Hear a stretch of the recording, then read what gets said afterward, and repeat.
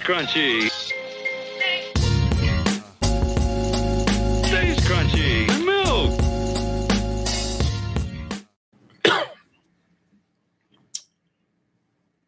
The Guardians today in fashion swept the Tigers, put his 3.5 games back from first place in the Central. Now, are we going to win the Central? Probably not. I don't know the Tigers' schedule over the next whatever, but apparently, at least in Tigers TikTok, we are their nightmare. They speak of us like we are.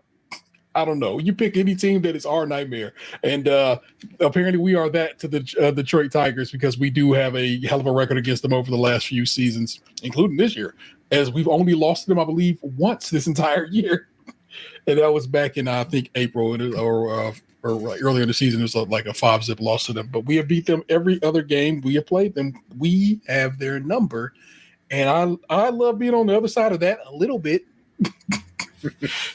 Man, this dude. He was like, I don't know. His TikToks have popped up twice now. It's like, I can't believe it. We just this what we're doing. I mean, that's a team that's over there. They're young and hungry, and they've been raising their players up. And I'm just like, buddy, I guess I've been here all season long. It has not been a good time over here.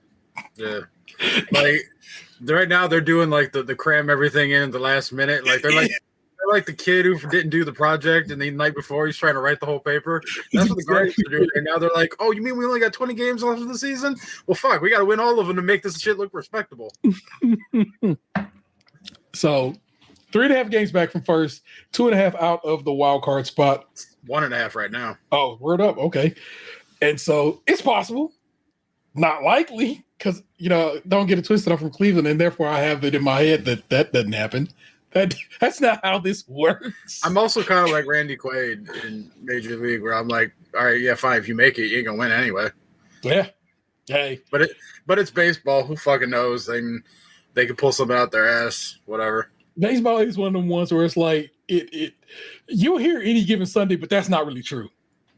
You know what I'm saying? Yeah, it's like every now and again something will happen on Sunday, but like I was telling my dad about this last night because I was over there and I was talking to him about gambling because I had a good gambling weekend last weekend on the NFL. Yeah.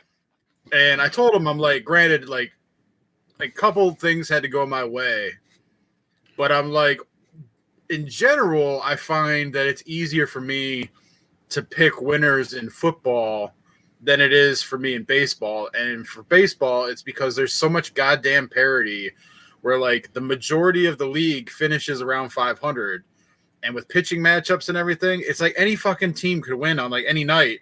So it's hard to like run a parlay or what, like something wacky always fucking happens. Like I had one, like I stopped betting on baseball like a month and a half ago because it was so fucking swingy. I just couldn't take it anymore. I was having shit where it was like, I would do like a 3-leg no-run first inning parlay where I'd pick like 3 games to all not like neither team to score in the first inning. Yeah. And it would come down to the last team on the last leg, and they'd have 2 outs already, and then the fucking third guy would hit like a walk-off, like a home run or something. And I'm just like, what the fuck? It literally happened. I was at my dad's the one night when it happened. I was watching on the MLB.com like the live pitchy thing. Mm-hmm. And I watched Yu Darvish, like, oh, got the first guy out, second guy out. And then the batter at the plate's down 0-2. Whack, solo home run. Fucking, there goes $140. Yeah. Don't bet on baseball, people. Unless you just, I don't know. Well, apparently, you probably bet on baseball if you're in the right discords with the right people. As we have 2 players right now missing in action. They're getting paid, but will they really be getting paid much longer situation for possibly some gambling situations? Yeah, I thought they said that shit was supposed to like end a couple weeks ago. Is that, I guess they're just like indefinite now? Yeah, the last time an announcement got made, they said, yeah, we just gonna not bring them back the rest of the season. They still get paid, y'all. Don't worry, because I guess they think people are gonna be mad about it. But they like, we're still investigating. So somebody gonna say something, or they keeping it real tight. But it was some real obvious cheating going on when you go back and look at the data points. There's probably a lot of no hablo inglés being thrown around right now. So we'll see how that all plays out here. Well, or maybe we won't. I don't know. Listen, crime this Kawhi shit over in the NBA. You know what I'm saying? And it's some crazy shit going on in pro sports in this country right now.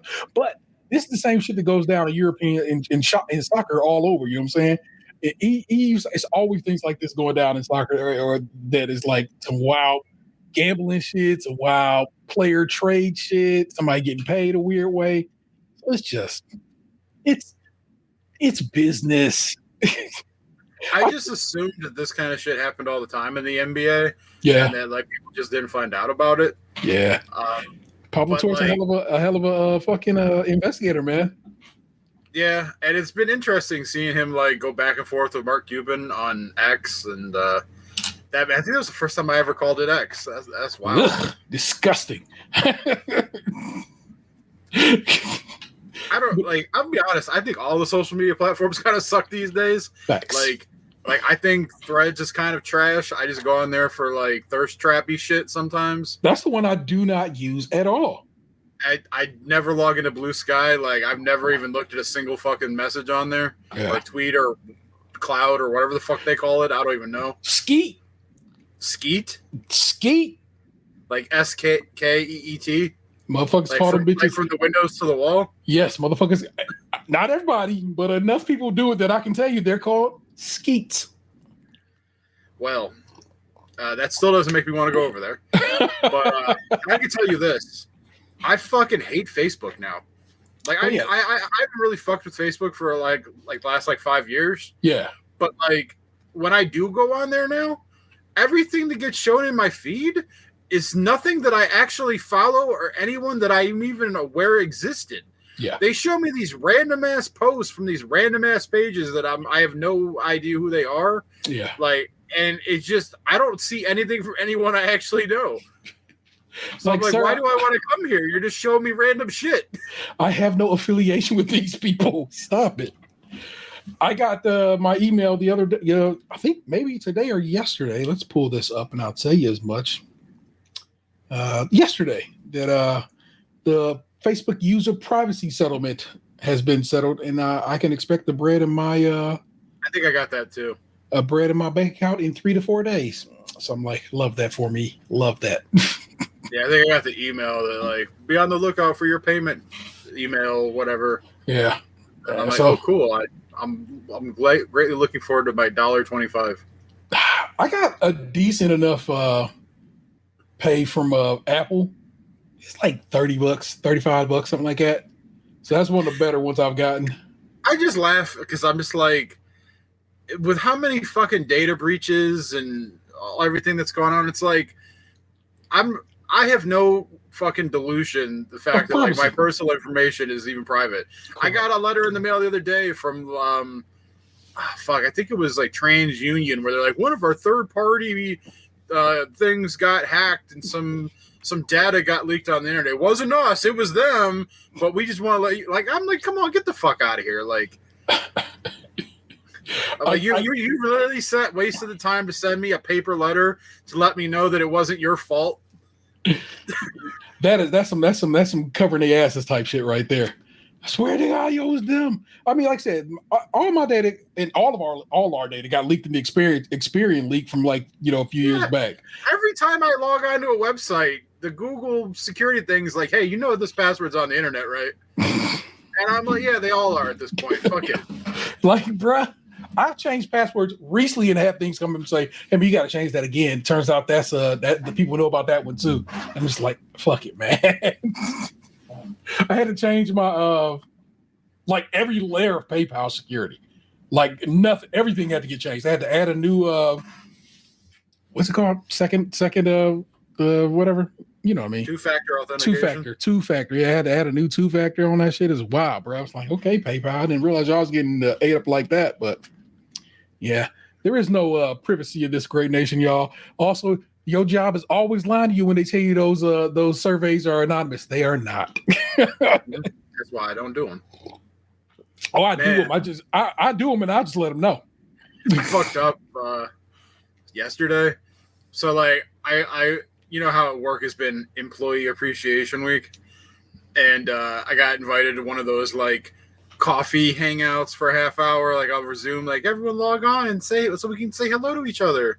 I logged in, and then like I got greeted by my former manager when I was logging in. I thought it was just like some like more of our local people on the call. Yeah. And she's like, "Oh, Dan, how are you?" And I was like, overworked and underpaid.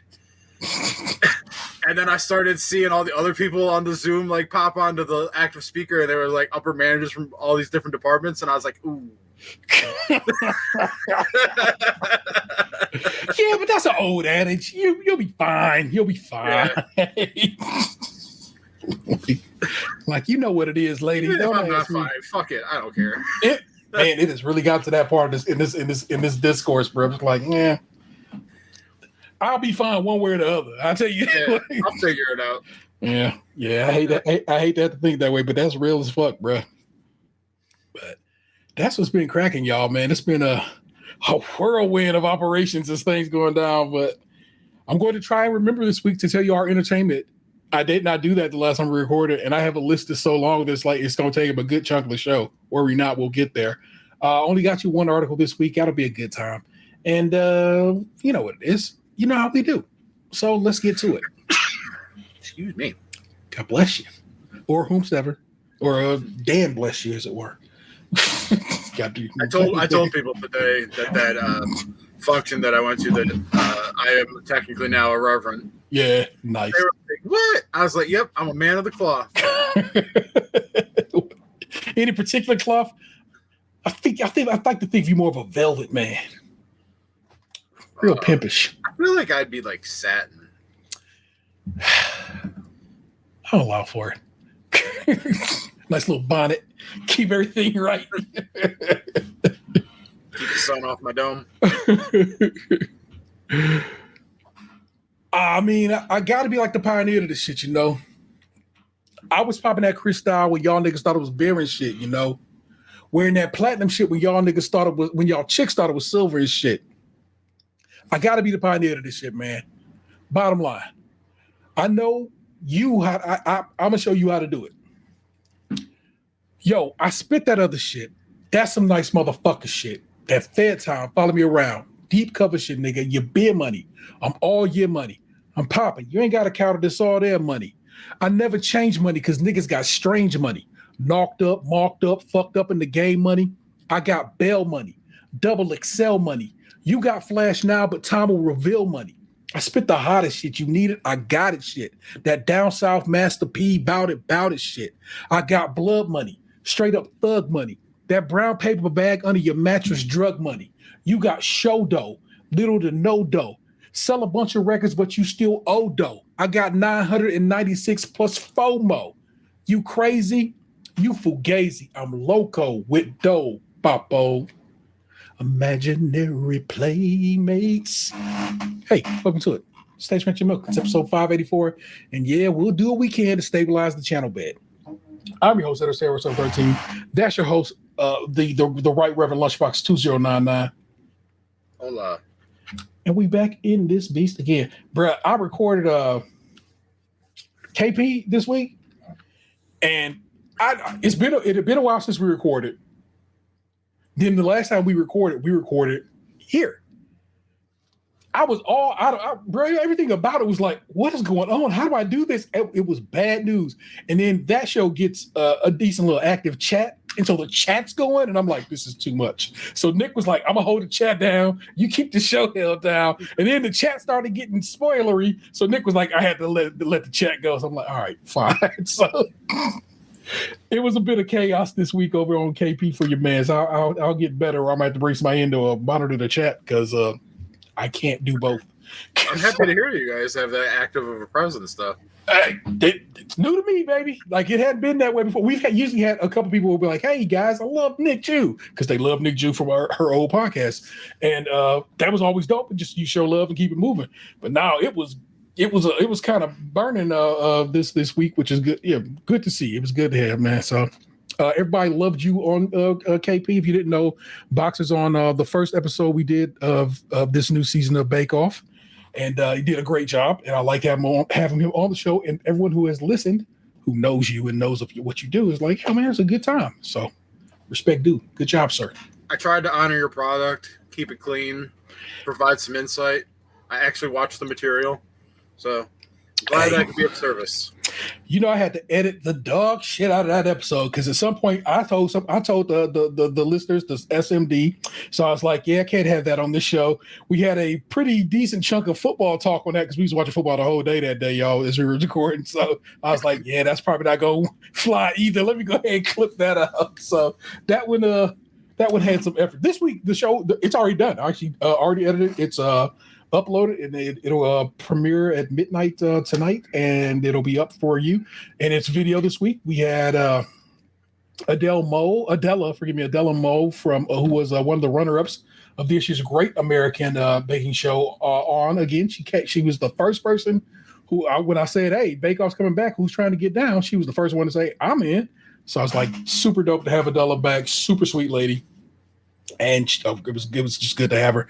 And she told a story on that show about her travels this summer. She was in Indonesia for a bit, but she also went to the Minnesota State Fair and was talking about the butter princesses.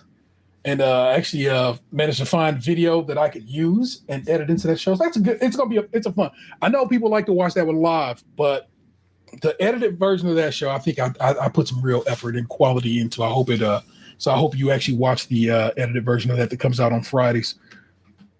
Yeah, okay. You've been caught up on housekeeping. Let me give you some news real quick. And actually, I'm gonna throw it up on the screen because I find this bottle to be lovely. So, excuse me. Let me share my screen or do this, then this, and then this. And then over here, I'm actually going to read it to you. This is from Scene Cleveland, Doug Guff, as you can see on the byline. Or maybe you can't. Yeah, I do got Doug up there. Pre-rolls finally available at Ohio dispensaries can be a star performer in state's cannabis scene. From June 23rd to June 2023 to June 2024, pre-rolls saw the largest revenue increase of all cannabis categories nationwide. Pre-rolls have been a sought-after product from the moment Ohio launched its recreational cannabis program in August 2024. And even as it took almost a year for them to land on shelves, Andrew Rayburn, owner of Eastlake cultivator and processor Buckeye Relief, says customers have been asking about them since passage of Issue 2, the initiative that legalized cannabis for adult use in the Buckeye State. People have been going to smoke shops and gas stations to buy contaminated products, says Rayburn, owner of 3 amplified dispensaries in the state. It's a delight to give them a pure, tested, top quality product. Now that pre-rolls are officially in Ohio, dispensaries are expected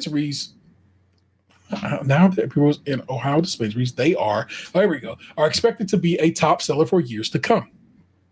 From June 2023, which we just read at the top of the article, but I guess it's in the article now. From June 2023 to June 2024, pre-roll saw the largest revenue increase of all cannabis categories, growing by 11.89%, according to a study from pre-roll manufacturing company Custom Cones USA and cannabis analytics firm Headset. Rayburn estimates the products will take up between 10 to 20% of market share within the next 6 months. Consumers' reception to Amplify has been so enthusiastic that Rayburn will have to quadruple his production to meet demand, he said. Rayburn has been preparing to introduce pre-roll since last year, purchasing grinders, rollers, and equipment to transform flower into smokable joints. Today, Amplify dispensaries are selling pre-rolls in gram and half-gram units. A single 1 gram joint goes for $12 to $15, with customers paying $50 for a pack of 5 half-gram pre-rolls, enhanced with a cannabis concentrate. Customers have been asking for that since last August, but it's getting louder I bet you it is getting louder for the last few months. Rayburn said, what we're producing now is a fraction of what we'll be making after we get the kinks out of the process. That's a longer article than I expected to be. I guess I should have gone over it ahead of time, but I did not. And so I'm not going to read the rest of it because there's too much going on there. But pre-rolls are here in the great state of Ohio, and that's a good thing for those who I guess don't want to roll their own weed and or don't want eddies, because I'm not an edible man myself, and I don't even think I'm a joint man anymore. I finally have decided new weed is too strong, and I can't smoke a whole joint to myself in 2025. And I'm not going to tap a joint out and like save it for later, because it's not like there's not plenty of weed to be had. It's not like back in the day where I'm like, oh my God, I could never throw a roach away because I'm gonna, I might need that if the streets ever get dry, which used to happen all the time. But now I'm just like, I just don't care, baby. I can just go get more if I need it, and I have plenty. So I'm otherwise not to be too bothered to buy that. But hey, it will be old school nice to sit in a cipher and pass a joint around, as I have not done that since I was in probably like 30 years. If we start doing the numbers, pushing toward 30 years since I've gotten in a old school weed cipher. But no, man, I like the weed sodas, and I like the ones that you get from the dispensaries here. I don't like the ones that I'm not copping the ones they sell at bars or at the grocery store, because like when we went to Jungle Gyms, that's it in Cincinnati. I believe so. I've never been.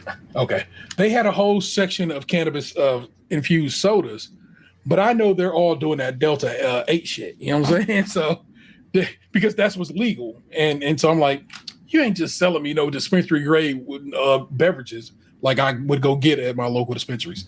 So I'm a beverage man, and I do like to if I imbibe, I'm more of a smoker. But I'm at this point, I've just, like I said, joints is too much. I could smoke a blunt here in 2025 if you asked me to. So I've decided I'm going to become a bowl man. That way I can just put a little bit in, take a rip, get a nice pleasantness, and leave it be. That's how I'd like to interact with grass in the great state of Ohio whilst I can. Apparently, Michigan has the lowest prices in the country. So like that's why people be like, I'm just going up to Michigan to go get mine, because it's like, people be like, oh man, they playing y'all in Ohio, they selling y'all this and that, and I'm just like, and I'm never offended. There's lots of sales here that happen all the time and so forth, and I'm not. And what's nice is, again, I don't have to call my man Bright White, page my man Bright White, hope he calls me back to say he'll meet me down here on this street.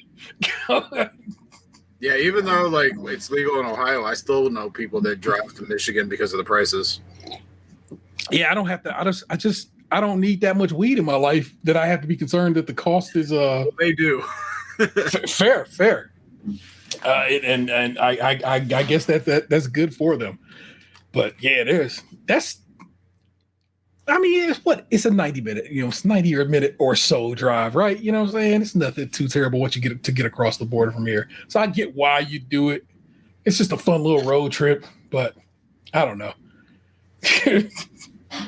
I'm okay.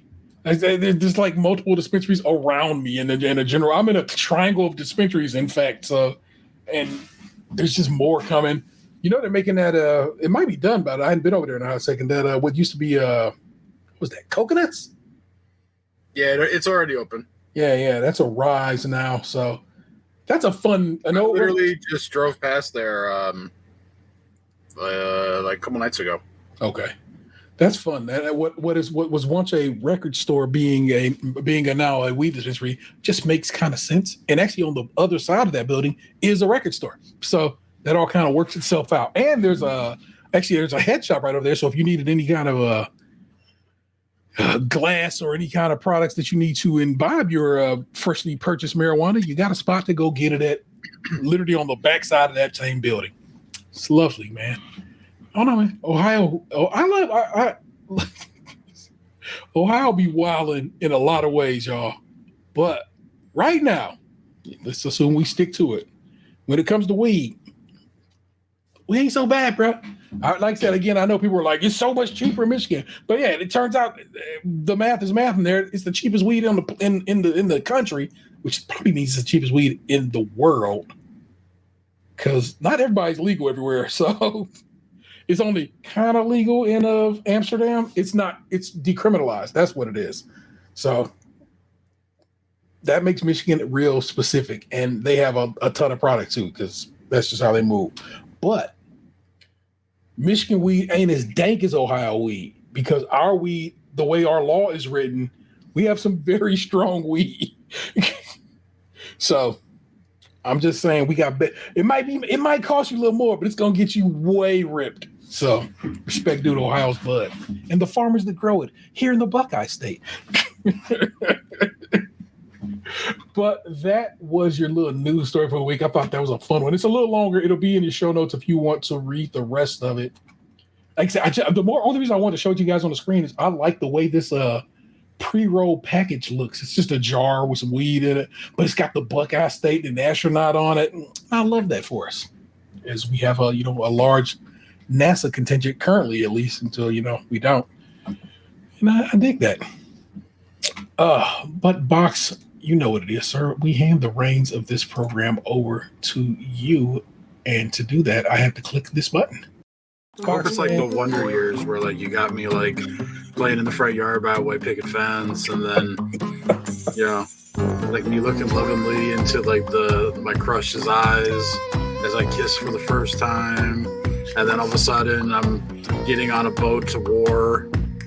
I thought it would involve books in some way, story time, but damn. Yeah, I mean, I guess reading Rainbow works too.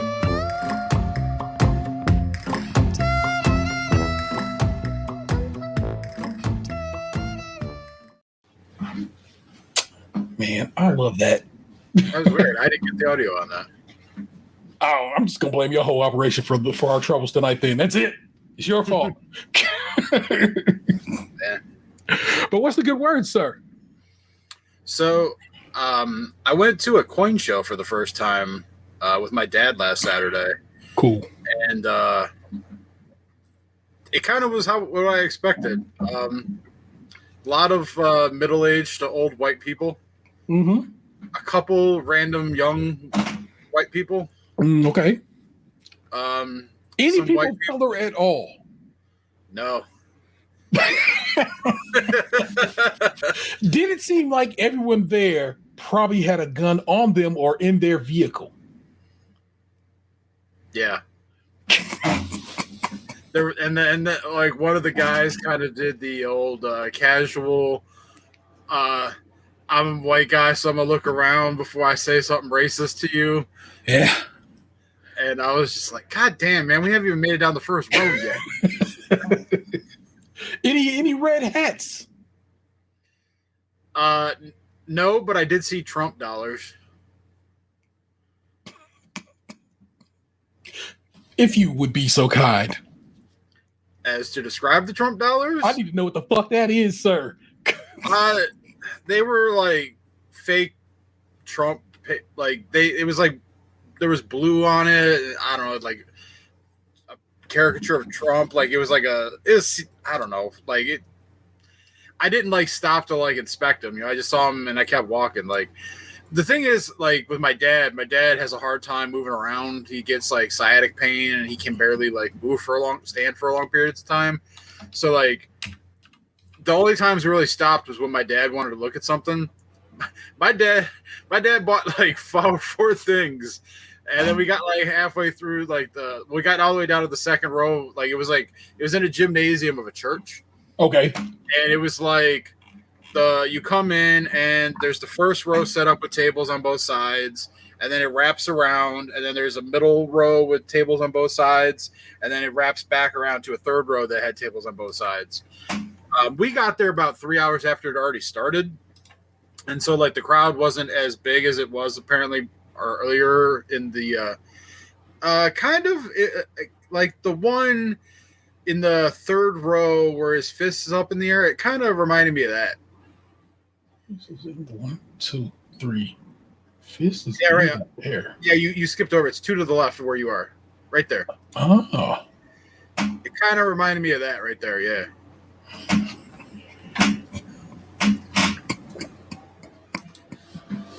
You keep going.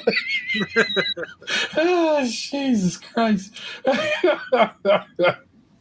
Well, you show up at the set a few hours late, but that's okay because whatever. My dad didn't want to get there early. Like I said, he has a hard time standing and moving around, so he didn't want to be there with a giant crowd. So yeah. he kind of wanted it to be a lighter affair. And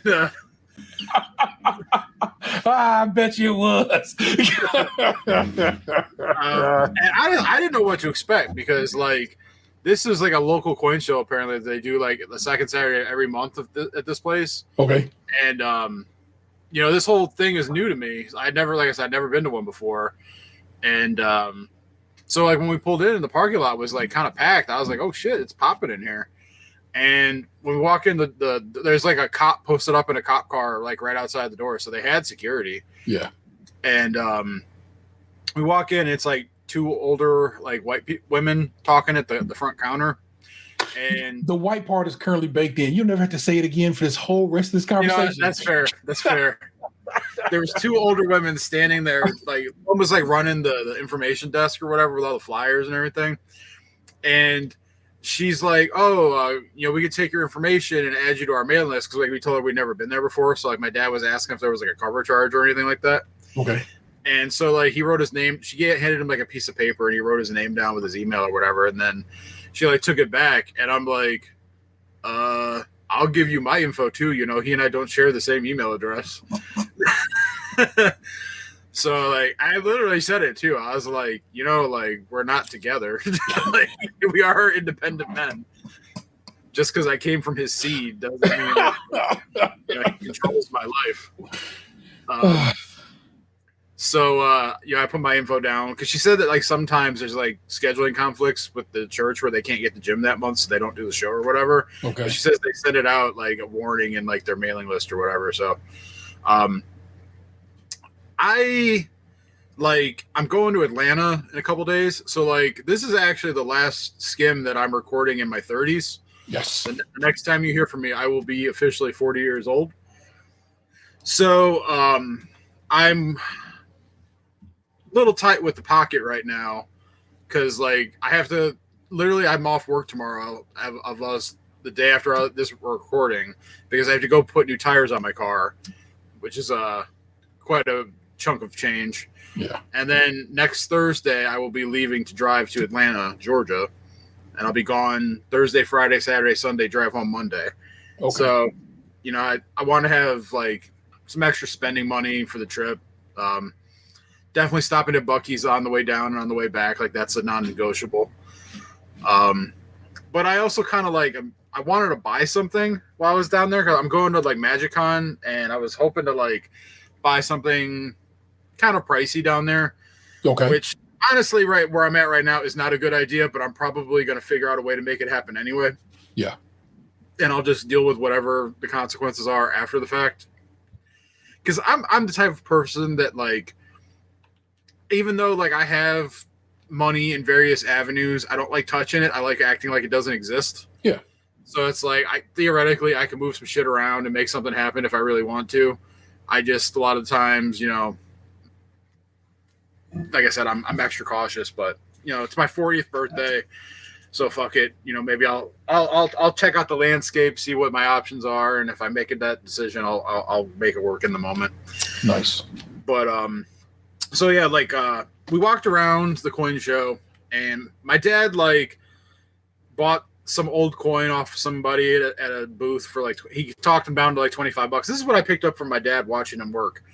He is a master of the polite haggle. Okay. Oh, Jalen Waddle, fuck you.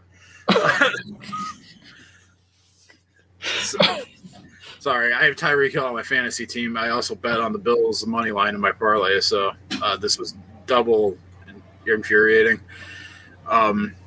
Anyway, so like I was watching my dad talk to these people. I'm like, I don't know like shit about like vintage coins or whatever.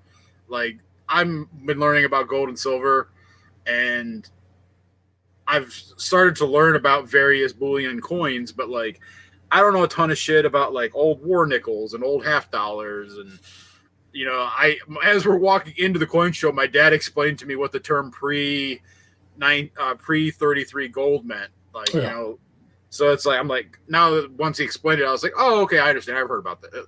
Pre 33 gold, for those that don't understand, is in 1933, the United States confiscated gold from everybody. And so the gold coins that like were from that era, like, are considered pre 33 because they made it unconfiscated. Okay. Like people hid them or they were still around or whatever. So they're gold, but they're also like valuable collector pieces because they made it through a time when shit was taken away from people. No, I thought it was going to be like God, what is it? It's pre-something steel, which is steel that was made before nuclear weapons were invented. Because everything after that will have some sort of nuclear radiation in it, just because the way that works. And apparently, that type of steel is some sort of valuable as well. So I figured gold was the same thing, but no, that's interesting. It's unconfiscated gold has a little bit of a historical bent to it. That's dope. Yeah, I dig that. I think your pop does like has a bit of a history buff in him. In addition to it's valuable and he can take care of business with it eventually and so forth. But also he seems to enjoy the history of the products, and I dig that. Yeah. So like the first booth we went to, he bought an old, I want to say it was a quarter, like a Liberty quarter or something. It was like really old. And he talked the guy down from like 30 to 25 or whatever. He said he just wanted it. Like it wasn't like he was buying it for like an investment or anything. He just wanted to have one. Yeah. And then we ended up going down into a booth like further down the row. And we ended up at this booth where this guy's like, you could tell he was a salesman. Yeah. And my dad ended up buying an old silver note off of him that was like miscut. So it was kind of like had that like unique factor to it where it was in good shape, and because it was a miscut, like it had some uniqueness to it. And that's the guy who like we were ended up in conversation with, who kind of dropped like the like, white racism. Did the old look around, make sure, and then he's like, man, these people who, well, and I was just like, hey, no. And then so that after, like, once we got out of that conversation, me and my dad were both like, all right, sir, you have a good day. Let's get the fuck out of here. So then, like, we went further down the row, and we ended up at the end, and there was, like, a table that was kind of like the end cap table. Yeah. And they had, like, a little, like, $8 butt bin with, like, it was, like, 1920s quarters or something. Yeah. And my dad, like, they were $8 a piece, which is already, I guess, like kind of like a good price for those. And like my dad didn't want to break another fucking bill, so he was trying to haggle this old man from $32 down to $30. And the old man is sitting there, and he's like, "What I make him what $7.50?" And they're just like they're having this conversation, arguing, not really arguing, but like the old man's trying to debate the merit of lowering this by $2. And I'm like, all right, I can't take this anymore. So I just reached to my wallet and I was like, here's the $2. Pick out your 4 fucking quarters. Like, you're blowing this old man's mind. Let's just get the fuck out of here. So I've only seen a silver certificate once in my life, and I love at this time. And at this point in time, this when dollars definitely look more like old school dollars. Yeah. And so I love that they had that color right there. It was like, yo, that's the craziest blue I've ever seen in my life. And they just, and now of course, we got nuclear radiated, what money look like nowadays. It's monopoly money nowadays. Mm-hmm. So I think I would understand why silver certificates would have a level of dopeness so that people would really appreciate. Because like once upon a time, our money was not that colorful. And so I think that's pretty dope that your papa snagged one of those. It had the look of like what I would imagine like monopoly money would like. It kind of has like where it has this like huey green about it, and then I think the one he got was red on the back. Probably, like I said, if I'm not mistaken, that's just here. I actually can pull you up one right now. Give me a second. I could have just kept the screen sharing. I'll show you. Boom, boom, boom. like this $2 one. That's the particular red they had for those particular certificates at the 20 time. It's probably not that one, but yeah, like I'm not seeing the back of the one that my dad got, or at least the one that's jogging my memory. yeah, But I feel like it was black, and it also could be too, because like I said, it was miscut, so like the one margin was kind of like off center or whatever and shit, and then the one side was elongated, so it was but it looked cool, you know. Yeah. I don't quite know much about them. Yeah, that one right there where it says PMG, I think like I saw a bunch of those in a YouTube video the other day. I guess like they grade money, kind of like people grade comic books and shit. gotta be that's just something people have to be doing everywhere, right? Well, I mean, what I meant was that company does grade money, is what I meant. Yeah, that's real pretty. Oh, that says Hawaii on the back. Yeah, and then like if I could get one of these, that'd be sick. I'd like one of those just cause it just looks dope. I feel weird about it though. Like that to me, that feels more racist than Chief Wahoo. But well, that's a visage. You know what I'm saying? That's artistic in a way that is not racist, and it is their country. They should be on the money. That's who should be on the money. There's a whole bunch of that you can kind of peep the vibe here. What we had going on in silver certificates, like I said, I find them fascinating. They had money. Our money don't look this cool no more. This kind of like reminds me of the shit you got up in Canada. Yeah, it's so swagged out, man. This is kind of like more like what I remember. Like not the front. The front looked more like a dollar bill, but like this back here with these like wide white border, like the margins and stuff on the side. That's more of like what the back of that one looked like that my dad got. Oh yeah, like that. Dude, that's like, gorgeous. Yeah, that feels like Confederate money right there.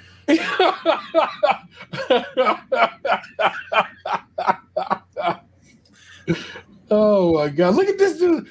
Look at this dude's chops. Like, who the fuck is that? Great question. William Wyndham, and I don't know what he did in this great nation to get a spot on some money, but apparently he did something. Bro, the bread is wild. Look at this Darwin looking motherfucker right here. The front of that feels like some God of War shit. That is some wild Grecian shit. Oh, look at Kratos, his wife, and his second wife. Yeah, same thing here. That's got a very God of War-esque vibe to it. It's like, who the fuck was designing this shit? Dude, but it's like that. Think of how they had to, you know how they print this, they have to make these plates and stuff. Mm-hmm. And so it's like, God, the plates themselves are probably just what's really worth it. Like, they're probably just the most intricate, gorgeous things. I love it. Look at this wild ass shit. I assume it's Ben Franklin, but that don't mean I'm right. No, it says Robert Morris. Oh shit, I do see that. I wonder who he is. Where to you, Mr. Morris? Got like that, like white, like oily fucking slick back hair. What the fuck is that? Stephen Decatur. Sorry, y'all. We're down the rabbit hole now. If you would have told me that was Napoleon, I would have been like, "Oh, you're right." Oh, I thought it was first. I was like, "Why would we have Napoleon on our dough?" That's why I was like, "Wait a minute." He was just that was just my man Swag. I love this. See, that's some old. Oh, James Monroe is who that gentleman is. This is one y'all probably should watch if y'all just want to see us scrolling through silver certificates over on Wikipedia. or if you just are listening to the audio version, head over to Wikipedia, check out silver certificate, and just scroll through all 50 images they have available over there. Look at this fly shit, $1,000 bill. Man, you could have probably bought a mansion with that one back in the day. Oh, folks, shizzle, if you had one of those, that's crazy bread. That blue is so, like I said, it's something about it. That's a very particular shade of blue. I think that's kind of like what my dad got. Okay. Because like the one he had like the Washington front. Yeah. Like that. But then like it was kind of like that kind of basic bitch back with the square and everything. Yeah. But I remember there being red ink on it, so it was some variation of that. Yeah. You showed me there are. There's so many of them that I'm trying to see if I can come up on one with a little red on. Like I said, the red front, but that gold right there's crazy. That's 35. All right, that's all 50 of them, y'all. Yeah, so after you escape the racist, go on. my dad ran into the quarter booth. Now, the one thing though that came up at the racist booth, the conversation was because the guy was asking us if we lived in the area. Okay. And he said that he used to live literally like a mile from my house by this convenience store on Ridge Road. Okay. That it was called Towels. It was like a corned beef. It was a convenience store that sold corned beef sandwiches. He said he used to live on the street over there. And then he was talking about people who bought the store later, and that's when the racism came in. But we were talking about corned beef sandwiches, and he's like talking about how good Joe's Deli in Rocky River is. And my dad actually had texted me about that place like a couple weeks ago to talk about how he wanted to go there. So then like we continued on. My dad got like the 4 quarters off the old man. And then we ended up in the middle row, and my dad ended up buying a gram of gold off of this older couple. Man, gram does not usually end with gold. It's like a gram of blow, gram of weed, but a gram of gold. That's pretty cool. Yeah. And so then like we get to the end of the road. At this point, I hadn't bought anything. Yeah. I had taken out $250 just in case like I wanted to grab something. But like I was trying to take it all in because like I'd never been in one of these and I wanted to walk around and see what everything was. Yeah. And then at this point, my dad wanted to tap out. 1, because he was like burning through his roll, like he was almost out of money. Yeah. And 2, he said his leg was bothering him so much that he couldn't like physically go down the last row. So he took off for the car, and I walked the last row. And at that point, it was kind of dead because like that last row, a lot of the booths you could tell had already left for the day. Okay. So it was kind of sparse over there. And so the booth that he bought the gram of gold from, they had another one. Like they're called like PAMPs, like PAMP. They're a Swiss company, and they I can tell you what the thing is, what because I marked it in my catalog. Oops. It is a 1 gram gold bar. Pamp Lady Fortuna VERI Veriscan in ASSAY. Give me a second here. I already got it pulled up so you, the viewer, can kind of peep out what a PAMP checks out. Yeah, so like those are the first one gorgeous. in the left corner. That's what my dad got. It's like literally was still in the package, and they had 2 of them. So like when I came around, I was like, you know what, I'll buy the other one. So I went over there and I bought it. I have like a couple grams of gold laying around. Nobody robbed me, but they're all like Lucy's, like the one kind of like to the right of the picture you're looking at, where they're kind of like that brand, or there's a couple other different brands, but they're just little tiny squares of gold. Like they look like almost like a tiny little wafer. I love that some people have been like, I'll make that bitch to a necklace because it's real gold. So why wouldn't you rock that bitch's necklace? I've seen stuff like that, like Mexican rings where they used gold pesos as like the centerpiece and stuff. I've seen people make them into necklaces and shit. Oh, that's a little bitty guy. Mm-hmm. Yeah, that's what I'm saying. The grams of gold aren't very big because it takes 31 grams of gold to make 1 ounce. Yeah. So like you need 31 of those little specks to make one ounce of gold. For a loose 1 gram PAMP I had laying around. Oh my gosh. Also, I didn't realize there was an r/gold. Why would there not be? That's probably a fun little subreddit to be in because it's probably both jewelry, people, like your pop will, investment I'm gold. I'm in that one. I'm in silver. Yeah. I'm in one called like Silver Bugs. Like I'm in a few of those. I got into those last couple months just reading stuff. Like I was reading, I was looking up reviews for like bullion websites and a couple other random ass questions and shit, just seeing what people were saying. I love it. Probably TikTok. It's almost always TikTok is teaching, putting me on the game of that. Some scientists on there was saying how gold is so wildly rare on our planet. You know what I'm saying? Compared to like diamonds, which are just everywhere. Diamonds are pretty much just filth. It's just De Beers keeps everything kind of locked down. So we've been made to believe diamonds are much more rare than they are and much more valuable than they are. Like they literally make sauce for diamonds, people. It's like but gold is actually, you know what I'm saying, rare and very and it's why it has such a value.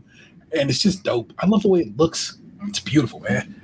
So all these things, they seem to say 0.99 pure. So does that mean you have 24 karat gold, or does that mean you have 14 or 18 or whatever? 24. Okay. That was one of the things I learned from a YouTube video the other day about this guy he owns a pawn shop down in like Florida, and someone brought some like jewelry in or whatever, and he has like some gun that like measures the quality of metals and shit. It's weird. Like it almost looks like he puts like an X-ray gun on the item, and then there's a digital screen, and it tells him how much of each alloy is like in the item that he's scanning or whatever. So he's able to like break down like the purity of like the gold bracelets and shit like that. And so someone will come in and like, oh, that the person told me this was like 14 karat gold, and they stamped it 14, and then he like scans it and it's like 12 karat or whatever. So those people are getting fucked, like people aren't walking around with fucking metal scanners or whatever. So it's like they just believe whatever the jeweler says. But like a 14 karat gold like necklace or whatever is just like normal metal, like random ass metal with like gold drizzled on top of it. They can tell you it's 14 karat, and if you don't measure it, like you're just at their mercy. Yeah. So again, on TikTok, I saw this I guess guy who owns a shop, and he was like, somebody came in and brought him a pretty fat square of gold, and he was like, only way I know if I'm going to know what's up with this is for me to go ahead and melt it down. So he melts it down, pours it out, pours into a more of a rectangular shape, because it's literally a square, if you will, and then he pours it out to a rectangle, and measures it whatever he measures for, and I think he said it was 18 karat gold, and it ended up being like, it was worth, when it was all said and done, it was worth like $29,000. So that's what, you know what I'm saying? And so it was a lot of gold, or not a lot of gold, if you will, for whatever, but that they had brought him. And because of that, it was 18 carats of whatever. And I was like, that's kind of dope that he had to do it. And people were like, you should have waited before you melted it, because whatever. And he's like, no, the losses from the melting are negligible. It's not going to change. Like, I guess he's not going to be missing grams of gold, as it were, from the brick getting melted down and then measured again. But I was like, that's cool. But then this guy, you tell me he has a whole, phaser that he can check the metals with. And that's pretty great that even exists. I don't know, man.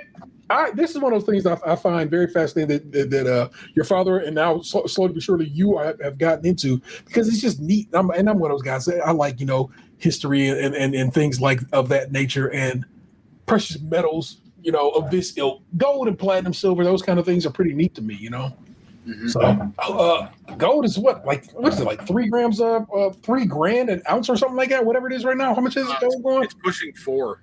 Yeah, gold. It's at its all-time high. Like it broke $3,700 the other day. It's dropped back a little bit. Yeah, but a lot of it is because I don't want to sound like my dad or whatever, but it's because the financial system in the United States is basically like a powder keg that is ready to blow at any time, because they just keep pumping more paper money, like fake money, into the system to try and cover up things. And the rest of the world is getting tired of getting caught holding our bag. And so that's why all this shit's going on with Russia and China and all them, basically trying to circumvent our economy. And, inflation's been fucking astronomical. The standard for money in the world throughout history has been gold and silver. Yeah. Fiat currencies, which is just, paper currencies, fail every time. Like they always eventually fall. Yeah. So, you know, gold and silver is a way to like kind of hedge against that. Yeah. Yeah. We shall see where it all goes, because what it should be is none of us should need money, because there's plenty of stuff to go around. But that's not how people want it. People are like, I People want to be just able to need make money. some sort of thing to barter with that's universal for everybody. And, you know, right, obviously in this country right now, it's like people use paper dollars. But if they just keep creating paper dollars, like the value of the exchange stuff just continues to get diluted to where there's less and less and less value and everything. Yep. People sleep on the fact like that you can get like basically, imagine if you will, basically it's like 100 pesos per dollar. You know what I'm saying? That's basically how the exchange works. Meaning the peso ain't worth shit. That's pretty much where the dollar is headed. Yep. Just be real with that. Brazil had to start their whole currency over a few years back. Whatever they old money that they had going, they stopped using it altogether, got rid of it, and began a whole new system. So it's just it goes down like that sometimes. But also it means if it can go down like that, and it can go down like that relatively easily, then but it is the very wealthy that is like, no, man, I want to keep this system in place because it seems that I'm at the top of it. But that can't be the case always, now can it? But that's cool. So you got yourself a little extra gram of gold to add to the old collection there. Is a Barbie gold bullion? There's a Barbie pant box. I'm sure you probably come across it in your travels on these internets. That's crazy. Yeah, they make. That's the thing. They make like collectible coins and shit. Like, you know, like back in the day, they'd be like releasing shit for like the Olympics and all that kind of shit. Yeah. There's stuff like that. Like, there's a Venom silver coin floating around. How have you not found that? I've seen it, but the thing about it though is they charge like such a fucking markup. Like an ounce of silver right now is like a little under $42 an ounce. I think it was like $41.90 something last I looked. Actually, I could tell you in 1 second. It's $41.97 is like what an ounce of silver costs right now. But if I wanted like a silver coin that had Venom etched on it, they're probably going to charge me like $55 or some shit like that. Like the markup on that stuff. Like if I wanted to just have one to have, then like, yeah, I could pay the premium on that or whatever. But if I wanted it for its actual metal content, then it's not a good deal whatsoever. But that's how they get you, is they think people are going to be like, oh man, I got to get the Venom coin, you know, or the fucking Optimus Prime coin or the Harry Potter coin. Like, these things exist. Optimus Prime, you say? Yeah, I think there is an Optimus Prime one. I've seen like Hot Wheels. I've seen Harry Potter. Oh, bro, from Sideshow? Is that the one you're talking about? There's also going to be a Canadian one. Check out this one. Oh my God, these are gorgeous. Yeah, we're here. We're just gonna, again, I'm just gonna pull the page up. People to keep sharing the screen with you. 2024 Transformers 40th anniversary Optimus Prime 3-ounce silver coin by Agoro Mintage of 1984. Check out these various options that I've come across. You got this guy. It's pretty fucking sick. That one's okay. Have no real whatever. It glows in the dark. That's kind of kick ass. I saw a Superman one that Canada did recently. It was like on sale, but it wasn't really on sale. Yeah, that was pretty good.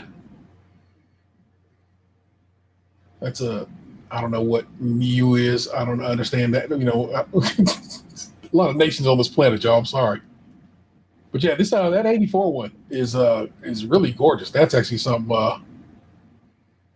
Yeah, and see, it says 1 ounce 999 fine silver, so that's pure silver. Let's just take a look. Oh no, that's from. I don't want their information. Oh, it's from the New Zealand Mint. Nice. Jump back over here. Let me go to Sideshow.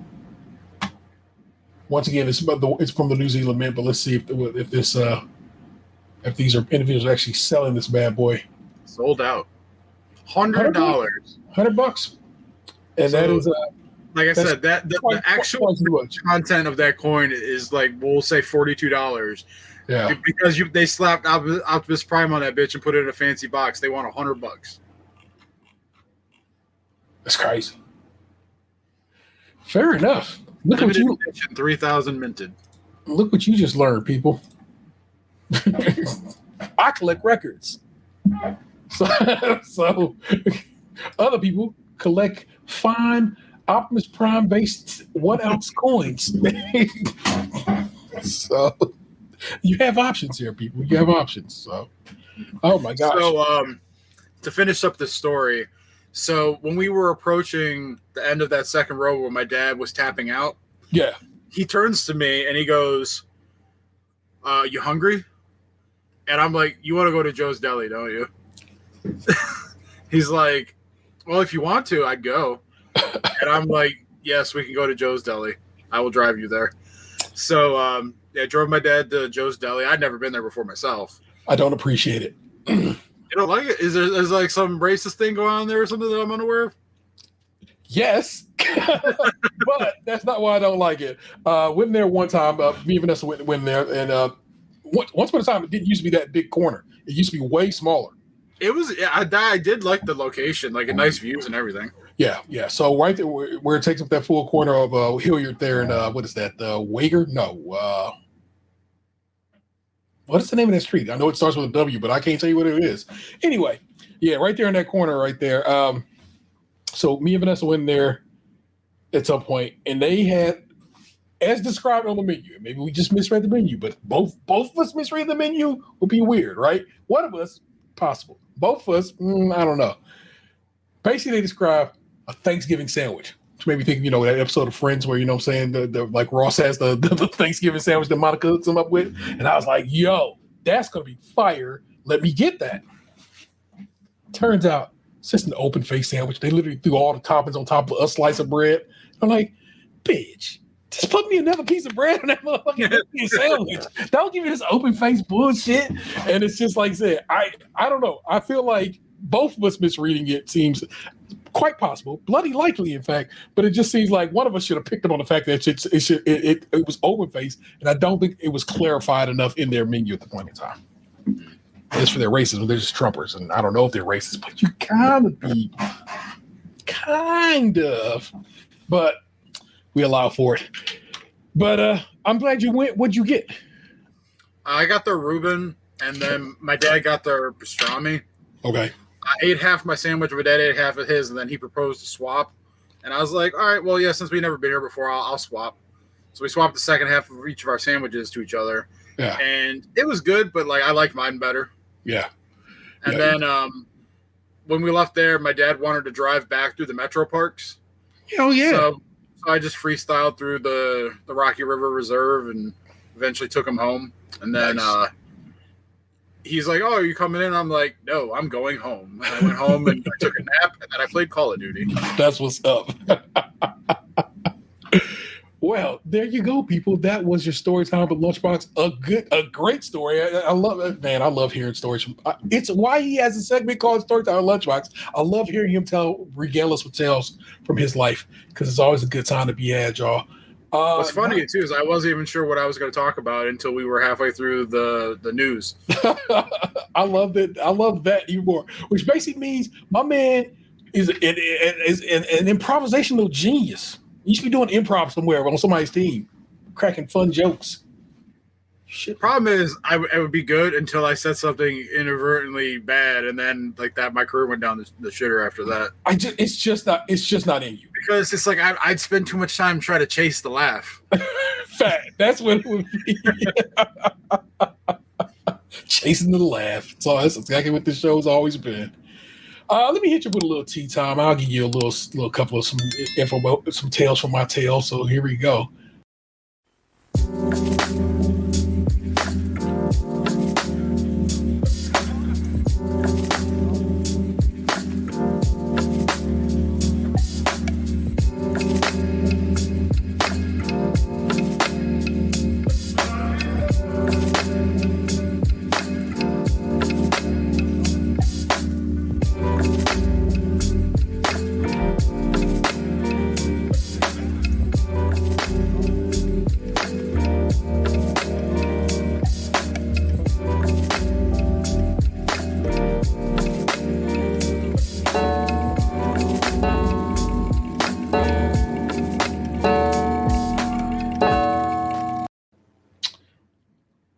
still appreciate that I managed to pull that together. Speaking of the metro parks, Vanessa has been recently getting back to being properly treated for her rheumatoid arthritis, meaning she has been in way far less pain. And so we were at the metro parks recently over there. Hogsback is the hill we were at, and we're just kind of strolling about over there because she is feeling back up the fighting shape, and that's good. And so we out there walking around in the woods the other day, and I don't know. I just want to show some love to one, the metro parks in this neck of the woods. Well, okay, are normally under almost all auspices a great place to hang out, but then recently some lady got attacked there running, and that sucks. And of course, somebody got murdered. A couple got murdered there some years ago. They still ain't found who did it, which just makes me think it was a cop who did it. Because come on, but it's just like was dope to be able to get out there, and I'm just happy with that she's feeling better and getting healthier. You know what I'm saying? I feel like rheumatoid arthritis is not the way you should be describing that disorder, because it makes people think, oh, I have arthritis. I understand that. And it's simply not that. Rheumatoid arthritis is an autoimmune disorder that is literally slowly but surely eating away at your bones and joints. It's terrible. It means her immune system attacks her body. And it sucks is what it does. And so I don't think I think people hear arthritis and they have an idea of, oh man, my knee aches from time to time. It's like, it's not that. It's way worse than that. And because we called it that forever ago, some doctor called it rheumatoid arthritis. We just stuck with it. And I think people think they know more than they do about that particular disorder. But I'm glad she's feeling better and getting healthier and getting out here and moving. And we've been walking more and stuff together. And that's great. And she's dropped a few pounds. I hadn't weighed myself. I don't know if I have, but she certainly has. And I'm proud of her for that as well. So respect due to my lady for feeling better and to finding a proper rheumatologist to help treat her and help get her right. And I dig that. I want to talk about this on the birthday episode because I found it to be hilarious. Not super haha, but just like, man, that's wild. Let me get this unlocked here. I'm going to read you everyone who offered me some birthday something or other and how much they offered. IKEA would give me $10 off a purchase of $10 or more. Not bad. Okay, that means that IKEA was basically going to slap me a little something for $10. Qdoba, of which there are two around here currently, but Qdoba be hitting. They would slip me free queso and chips. AMC, which I have not been to in years at this point. I only go to the Phoenix, and even before then, I only went to when it was the Regal. I only went there. I have not been to an AMC theater in a mighty long time. Free large popcorn. Not bad. Therapy Cannabis, a store I've been to multiple times, but I've only shopped at like twice. But they do, of course, have my email. 30% off my next order. Now, what's weird about that one is they keep sending me this email. Not once, not twice, not thrice, probably half a dozen times at this point. It's well past my birthday now. Stop sending me this email. It's like, I'm good, baby. I'm good. Nintendo, let's see if I can show y'all this.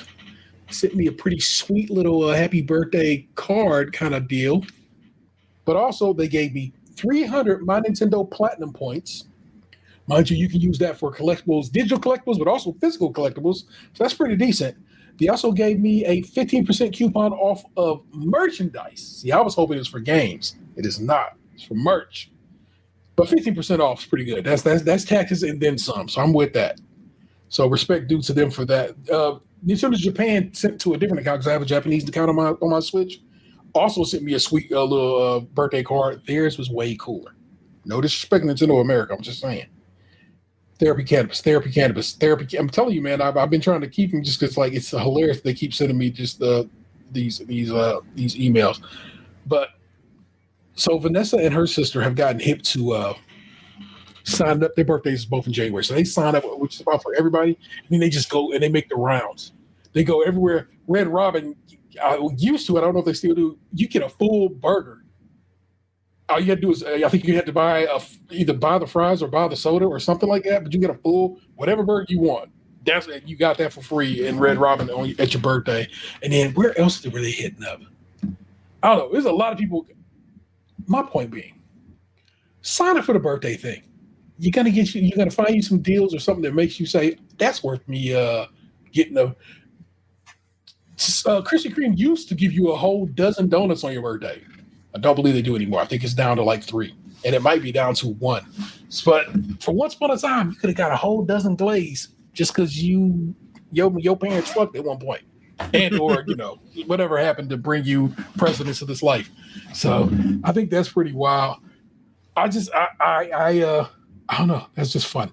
I've had a good. I know as we near celebrating boxes, the next big milestone, I have begun researching what I want to do, because I didn't do 50 big because just like I said, 50 was the year my kid was graduating and so forth. A lot of stuff happened in 50 that I was just like, my focus was just not on myself. But me and Vanessa was talking, we was like, what about the 5, like 45 and 55? I'm like, that could be fun. So our hope, will it happen? Doubt it. I don't want to say doubt it. Maybe. Is to go to Japan. So I've been kind of researching what that involves. And so I immediately found a place that's like basically like, you can come here and kick it in Japan. We'll give you 3 days in Tokyo, 3 days, 2 days in Kyoto, and so forth and so on, all for $2,500. And I was like, that ain't bad. But then I was like, wait a minute, what am I missing here? Air travel was what I'm missing there. That's just hotels and travel within Japan that would have been covered for that amount of money, which is not bad. I'm still like, that ain't terrible. So I was like, man, how much do it cost to fucking fly to Japan? The first place I looked up was just United. I just went and looked at United. A United flight to Japan, round trip for both of us, 10 stacks. Damn. Never gonna happen. But then I went and poked around. I was like, wait a minute, let's ask the question a different way. Because that's me going straight to United's website, putting in here to Tokyo and see how much it costs. But, Google has Google Flights, whatever it's called. You know what I'm saying? You can go check out how much, whatever it costs. So then I go into Google Flights and I'm like, okay, same difference basically. Here to here on these days, just give me an idea. And in this case, it is here to Pearson up in Toronto to Tokyo, or it's got to be that way, right? We got to, if you were flying, which way would you go? And if you I think you'd go west because, I went to Hawaii and I imagine the Japan-Hawaii tourism is huge. It's a big thing. Yeah. Yeah. When I was there were a lot of Japanese tourists. So I imagine that you would go west to go to Japan. Yeah, same. That's how the math in my head. I'm like, I feel like going the other way seems like a way long I feel like trip. this day and age too, if you went the other way, you probably get shot down before you ever got there. That can't be a thing. We don't have that many, because we have so many flights getting shot down, and we simply don't have that problem. So possible. I'm not saying, just not bloody likely. And so then I looked at it. I could change in 5 years. Full show. And then that ends up being more in the $5,000 range for 2 adults, round trip, so forth and so on. In economy, but economy international, everybody seems to think is pretty much business class domestically. So they give you a decent seat and decent plugs and all the good shit like that there, and they feed you pretty well. I've also read that you get charged different prices based on your location. So some people use VPN to other areas to run the searches because the prices end up being different. That's crazy. What is there a recommendation as to what who's getting the best prices? I have no idea. You'd have to look into that. That's good. I know you're a VPNer, so yeah, you could look into that and see what's available. That's what the travel people recommend. Yeah. Yeah, you know what? And I'm probably gonna just end up digging around on Reddit and seeing what they say about that. But that's one of those places look. The places I kind of always want to go. I want to go to Paris. I want to go to Ireland. I have no real super let's go to London. But if I got to London, Because if I go to Paris, I'm right there. It's literally right. It's a train ride away, so it's right there. So I I'm never here. thought about Ireland until recently. Like I've seeing stuff about like the hills and all that. But then like I follow this one dude on Instagram, Garen Music, and he's an Irish dude who just does like funny video rants and shit. And I'm like, he kind of makes me want to visit Ireland. I follow. It used to be there used to be a channel called Facts, and then whatever happened with that company, they fired everybody and they stopped doing Facts videos. And so the people who used to work there started their own company and they called the Try Channel, and they've been around for like 5-6 years now. I used to watch them. I mean, they just the row of Irish people that like try American candies and alcohols and all that kind of shit. Yeah, I watched them during COVID. Yep, love those guys still. They're super fun, and so watching them all these years from Facts now to Try has put me in like I would love to go to Dublin and just kind of kick it over there. And so same thing, just a social media person that's put you on like thinking that it seemed like a vibe over there. And so I would love to go kick it in Dublin and just get an idea of Ireland. I don't have any Irish in me that I'm aware of. You know how it goes down, bro. But I'm never gonna do one of these damn 23andMe's because that just seems dangerous. Because that's how they get you. But that's just one of the places I'm like, yeah, I'd love to go there. But Japan has always been like just top of the list. I want to go there. That is the place that I want to go to. And of course, I want to go to Kyoto because Kyoto is where Nintendo was headquartered, and I'm that kind of Nintendo guy. And so I just would love to go kick it and walk around and go drink sake, eat a little bit of sushi, and just bullshit around in Tokyo and Kyoto for a little bit, and just come on home and be like, I did that. You know what I'm saying?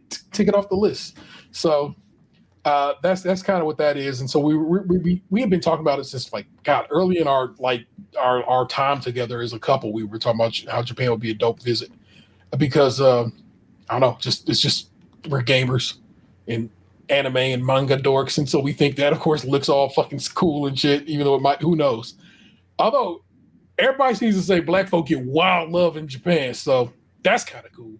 They say I've seen like the video I've floats around on Instagram from time to time where it's like the black dude's walking down the street in Japan and the little Japanese girl walks up to him and she's like, I fry rice, you fry chicken, you very beautiful, and like all that.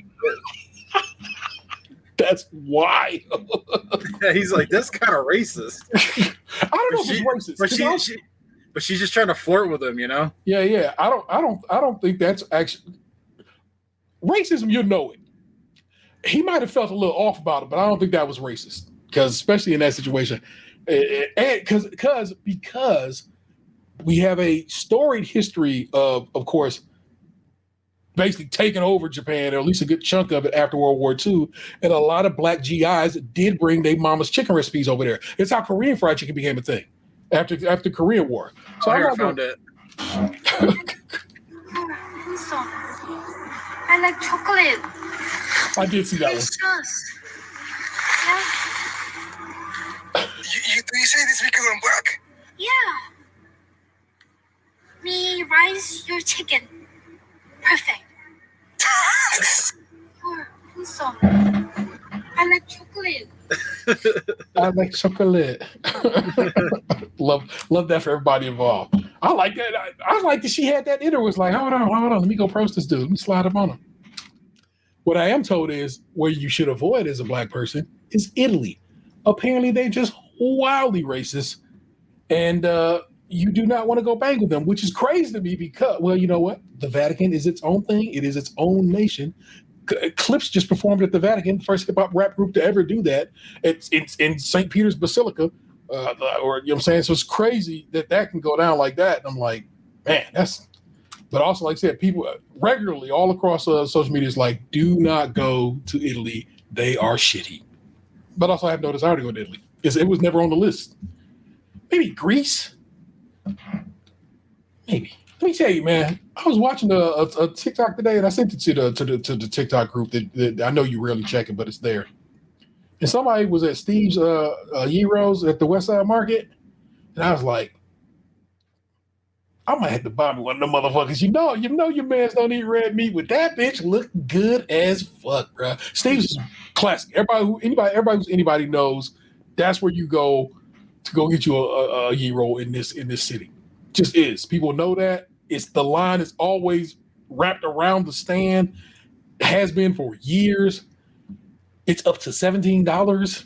What used to be, yeah, once upon a time, probably was $5 if I recall correctly. Yeah, $5-10. But they still doing it. They still giving you all of it. Like he was like, I can't even find the pita. You know what I'm saying? I'm saying he was like, that's crazy. It was so much meat. And I was like, I haven't had I hadn't eaten red meat since '95. And mind you, in my life, in between since '95 to now, I've had a McDonald's cheeseburger. I had a bite of Vanessa's steak at what's the fancy one we go to at Avon. Strip. I'm actually going there for my birthday in 2 weeks. Sick, love that for you. So I've had I did not like it. Steak is just not anything for your man. It does nothing for me. But my mind, as I sat here watching that, I could smell it and taste gyro meat, and I was like, man, it ain't the same. Chicken gyros ain't the same as that, off the spit fucking gyro meat, man. So your man's just like, I'm not saying I'm about to go get one, but I'm not saying I'm not. Life is short, man. 50 fucking years old. Every now and again, maybe a gyro is okay to have, just a gyro, just one. Just thinking about some place I've just opened up in like North Olmsted. One of those like, hey friends videos popped up into my Instagram feed the other day, and I fucking hate listening to that lady talk. Because it always feels so disingenuous. Like, we always recommend, like, you always recommend this item from this place that just opened that you only went to the one fucking time. Really? Oh my God, you wow. But I hear you. I do like, I don't know, I like her little sing-songy voice. That little, hey friends, so forth and so on. We're at this place. But the one place I went to that she recommended, okay, the people there, the employees, outstanding. The food, mediocre. There's a chicken spot over here on Clifton. God, where can I tell you where that? You know where Lucky's at over there on Clifton? Yeah. All right, and there's a whole little section of stores right here. It's like the Chipotle and stuff. Yeah, no. So if you go one down from there, one east of there, that set of facilities, in there somewhere is a chicken restaurant. They do strips, tenders basically, and macaroni and cheese and so forth and so on. And the macaroni and cheese is just mid as fuck. It's the like chicken was mad chicken or something like that. Yeah. And the chicken was just mid and not very good. But it was like we were there probably in their first 2 weeks of operations. So who knows? I gotta stop saying fuck a place after only going there once, especially early in their operations, because maybe they just weren't the well-oiled machine that they need to be. And so I might need to revisit them. Sometimes you catch people on like a bad day. An off day? Yeah. So like I'm willing to give a place a couple chances before I'm just like, all right, I've had enough. In most cases, like if the food's all right and the service is bad, yeah, I'll give them another shot. But if it's like bad service and bad food, that's a maybe never again. Yeah. I don't go to Popeyes because Popeyes service is so bad. And it's Popeyes. I love Popeyes. Popeyes is, look, I know it seems weird to say, but Popeyes is probably one of the best fast foods in this country. I just don't understand why there aren't more locations. Yeah, because there's basically that one in North Olmsted, the one over here on, what is that, Lorraine in like 150th. And there's one on the east side, kind of over by the clinic. Yeah. And then there's one in Euclid. There's one in Euclid, like on Euclid, if I'm not mistaken. Yeah. Is that in but there's like fucking Arby's and Taco Bell and McDonald's and shit like all over the place. Yeah. Fuck, I could probably name more Rallies than I can Popeyes. Yeah. We need more Popeyes, y'all. That's a factual statement. We're losing our recipes, and they got this our recipe. They got this hot ones menu, and all of it looks good. I'd like to try all of those items, and I was just like, come on, man. We losing our recipe.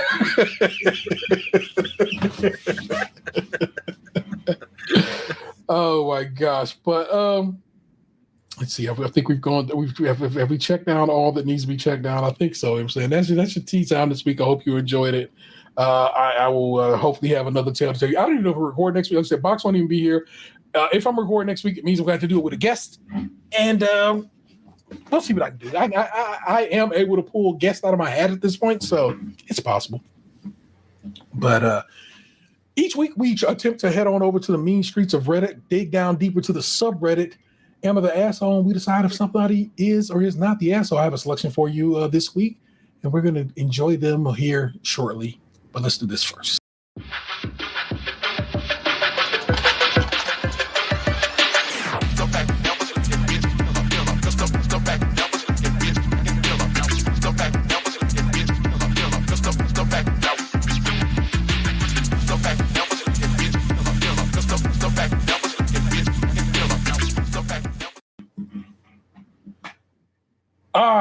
Here is your selection.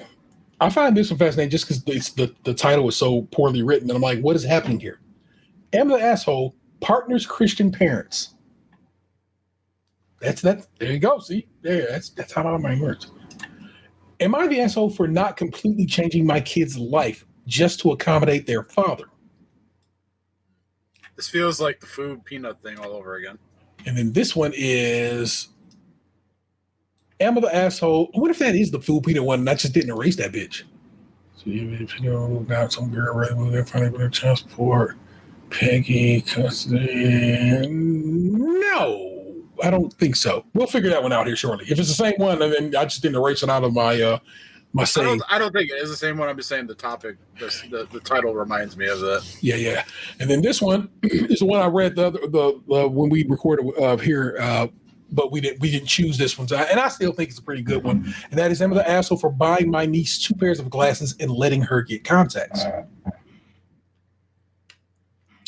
Of those 3, to pick me 2. All right. Well, you want to do the third one, and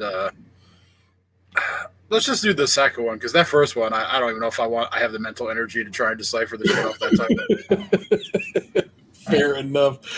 Here, let's do this glasses one. Here, let me tell Vanessa to do. She's good. She's clear to do this. All right. Sorry, y'all. She wanted to order a Taco Bell and was asking if I was okay with that. And I'm like, fine. Order the goddamn Taco Bell. If you have not tried the new Baja Blast, I think it's Dragon Fruit Baja Blast, get it. Because you know what? It tastes just like Baja Blast. I'm gonna tell you this. Like, I haven't gotten any of the Baja Blast stuff. Like, I don't usually like bother. Yeah. But I did try every item that came back in the 2000s menu or whatever they're calling it. Were you one of the ones who missed the chili cheese burrito, whatever that shit was? It hasn't been gone. Like, the Taco Bells around me have it. They've had it this entire time. Okay. But so I tried every item on the menu in that particular menu. Yeah. And I was unimpressed by like everything, and like only the cool ranch Dorito one was like okay, but like everything else I was just like, man, we were opining over this. I do miss the caramel apple empanada is my shit, and I wish they just would leave that. Just let that sit. Don't take that. Like that was the second item that I thought was like okay. Yeah. But everything else, like I was just like, you can take this back. I'm good. I can sign off on that. That's facts. But that's what's cracking with that, y'all. I'm gonna ask her to buy my niece 2 pairs of glasses and letting her get contacts. I have a 12-year-old niece, Haley. Haley lives with her dad, stepmom, and 4 younger step siblings, 2 boys, 2 girls. Don't know their ages, but they seem to be between 5 and 10. Her mom passed when she was 3.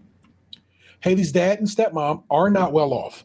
They live in a 3-bedroom house, so Haley shares a room with her stepsisters. The kids get 1 pair of shoes, reuse school supplies until they're falling apart, and if their clothes still fit, they don't get new school clothes. I'm doing a lot better, but I refuse to help him with money because if I give him money with the direct instructions to get Haley some decent shoes or a nice jacket, I expect the money to be used on Haley, not split between all 5 kids. He also dislikes me because he blames me for CPS investigating him and his wife for leaving the kids home alone every day. Haley stays with me after school and sleeps over a few nights a week because I won't drop her off if there's not an adult present. And I told her not to get on the bus under any circumstances, so they can't tell her I wanted her to take the bus home that day. Haley and two of her step siblings needed glasses. Nobody was able to take Haley for her eye exam and to get the glasses, so they asked me to take her and gave me $100 with the instructions to get the cheapest pair we can find. I was driving Haley to the eye doctor and she told me she really wanted contacts, but her dad said no. I talked to the receptionist and they were able to get her in for a contact fitting that day. After her contact appointment, we checked out the glasses and she found two pair that she really liked. So I told her to get them both. I took her back after school a few days later and picked up a few boxes of contacts. Her new glasses came in a few days ago and she loves them. But her dad is furious about the glasses. He then found out about the contacts. I guess Haley was keeping them in the backpack and never told him about it. So he told her she gets to keep one pair of glasses and everything else has to stay at my house because he's sick of me and Haley rubbing her stuff in her step siblings' faces. Haley responded by packing most of her stuff and walking to my house. She's now refusing to go home.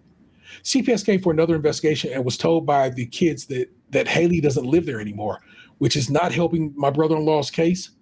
Now brother-in-law wants me to make Haley come back and stop spoiling her so she won't rub it in her siblings' faces anymore.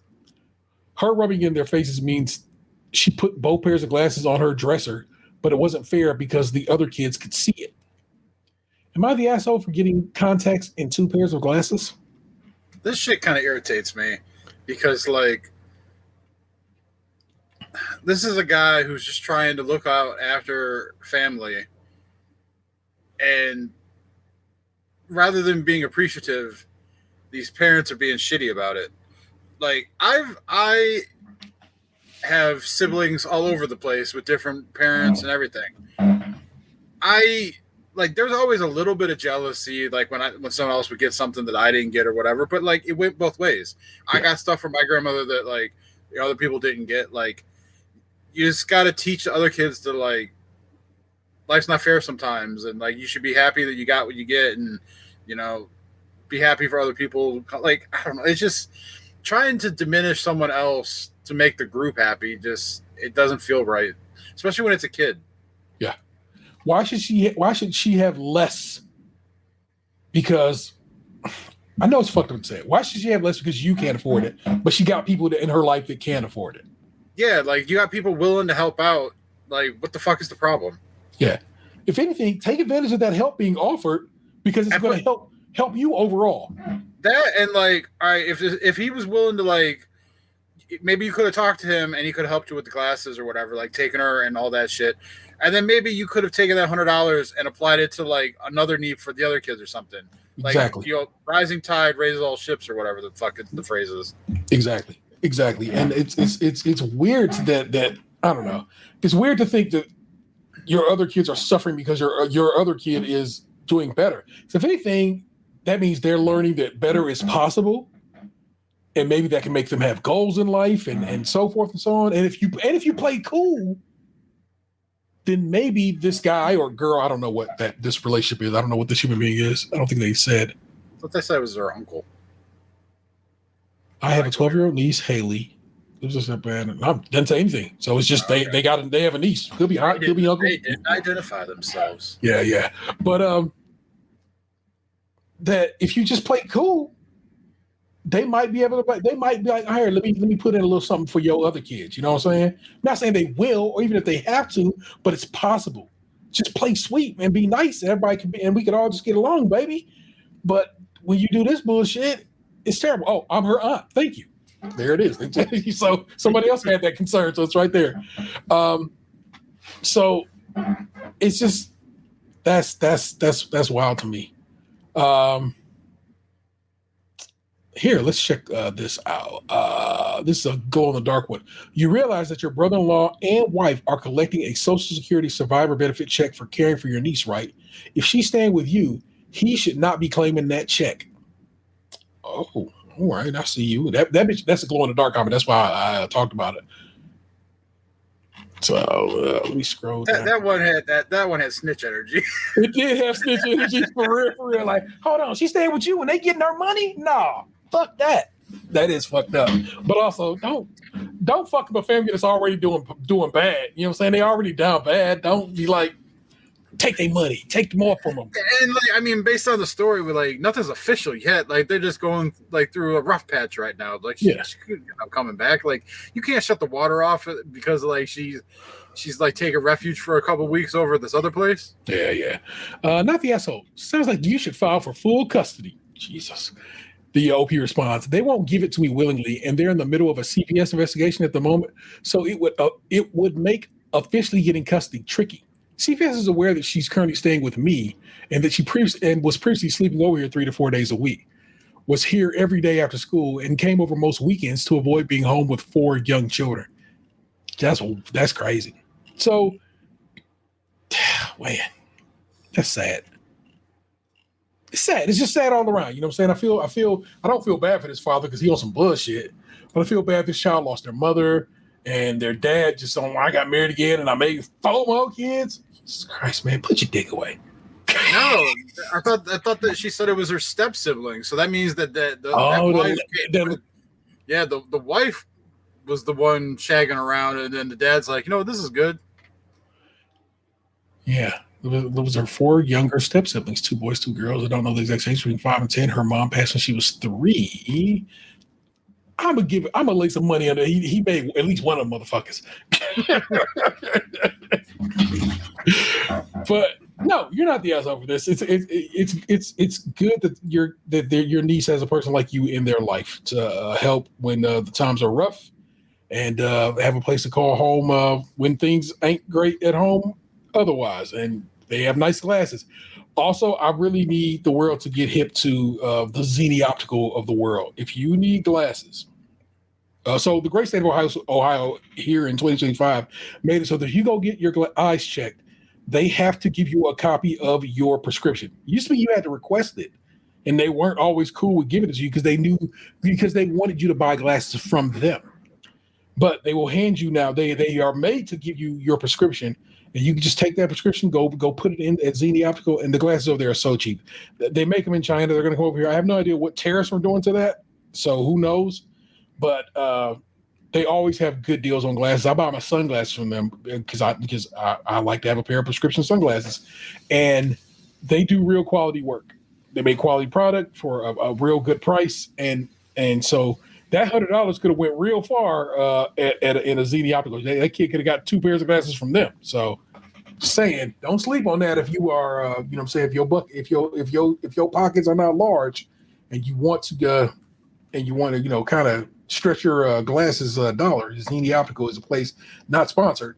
I just have had a good time with them in regards to eyewear. So, not the asshole. What's the other one? Oh, here.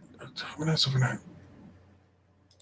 Man, these are both family related. Well, you know what? Fuck it. I guess all 3 of them are technically family related. Here's the other one. Am I the asshole for not completely changing my kid's life just to accommodate her father? I, 35 female, was with my ex, Tom, 40 male, for a few years before having our daughter, 10 female. When she was a few weeks old, he moved out and in with some other girl and has rarely been involved. I finally put him on child support a few years ago, and you'd think he was father of the year for paying $300 a month. He never really had custody. I've never kept her from him, but I wasn't looking to go chase him around trying to force him to be involved. Last year, he remarried Peggy, 45, female, and now is asking for more custody. Obviously, I talked to my daughter's therapist and agreed to every other weekend for now. I'm not forcing my kid to change her life just because Tom now wants to play family. The problem is that Tom and Peggy's house is just miserable for my daughter. I'm trying to keep her positive about it, but honestly, they're just not the kind of people or behaviors she's used to. They yell a lot. They don't care about hygiene or keeping a clean house. Nothing CBS would do anything about, but does not meet normal standards, much less mine. And she hates Peggy's kids. They are 5, but 2 are older and on their 2. Okay, there are 5. Jesus Christ, what is people having all these kids for? But 2 are older and on their own, but she has a son, 17, and a daughter, 12, and another son that is my daughter's age. And they're basically feral. Just no supervision over there. Always on their phones, no structure. Oh, and minutes late. Oh, and Peggy is an anti-vaxxer, so there's that whole situation. My daughter plays soccer, and they were 45 minutes late to a game last weekend, and just didn't think it was that big of a deal. She was texting me, freaking out that she'd be late. When I called Tom, he screamed at me for calling. Tom and Peggy also live in the boonies. It's about a 25 to 30-minute drive from my house to theirs. I told him when he started coming around that I had no intention of driving or changing any aspects of our lives to accommodate him, and he promised it wouldn't be a problem. Now here we are, and he's saying we need to set up a meeting point or switch off handovers. I'm already pissed that my daughter needs to be in a car for so long just because Peggy needs to have a lot of property. I told him no way. He was the one that chose to live so far from us. He can do the driving. Finally, his most outrageous request has been to take my kid out of her school. She got into our district's most competitive magnet school, and it's not easy, and we both worked hard for it. Me just filling out forms and setting up meetings. She got in on her own merits. Tom says that his stepkids, that apparently he's adopting, by the way, LOL, are jealous of what my daughter gets to do at school, and he wants to enroll her in public school. Not happening. My daughter has male role models, one who actually cares about her well-being and not just social media clout. Tom can say he'll go to court, but I'll believe that when I see it. He has no gumption, and honestly, I don't. Man, gumption. Who whips that one up? I doubt a judge would side with him anyways. I've always had full custody, have never kept her from him, but need to stick up for my kid. But does that make me the asshole? It's just like the last one. It's like, what is going on with these dads? Or just like, I want less for them to have more for these other ones. It's like, no, I'm not going to make my kid change from her dope school because your stepkids are jealous. And are they jealous? Or are you making assumptions? You know what I'm saying? Because envious. Jealousy is a different thing. We got to start using the right terms here. Are they envious? Because I don't think they are. So it's just yeah, that doesn't seem like the kind of thing that like most kids would give a shit about. Not a singular solitary fuck. Who cares that you went to the smart school? I don't know, the art school, whatever it is. You know what I'm saying? Back in the day when Cleveland had magnet schools, it was kind of like a big deal if you went to aviation. You know, over there by the airport, because like that's kind of like that was the school. Like, oh shit, you got an aviation, but you know that was about it. You know what I'm saying? That was the super of the high schools here. But also you had to be wildly smart and so forth. So I can't call it. But I don't know, man. No, you're not an asshole for telling this man who has not been a father for 7 years of this child's 10 years. Just to be like, all of a sudden, he found him a new woman who, granted, seems to be like, hey, man, you got a kid, be in your kid's life. So, tried to get this man right. And I kind of respect that of her, because clearly this dude didn't care beforehand. But also, come on, man. There's no way I could go like this. People dead. Jesus Christ. First thing on Reddit. Stop the visits. Lawyer up. Your daughter isn't happy going there. What are you doing? I don't think it needs to be all of that there. This lady clearly explained, like, I ain't doing a damn thing to change my kid's life for this man. I don't. The whole thing, like, this kid plays soccer and them they're going to be 45 minutes late. Are you joking? Don't do that. Don't be bringing my baby late to games. You know what I'm saying? It's uncool and unnecessary. Take care of my kid. It's wild, man. No. You're not an asshole. You're very, in fact, it's very wise of you to be like, I'm not flipping the script for you who was not involved.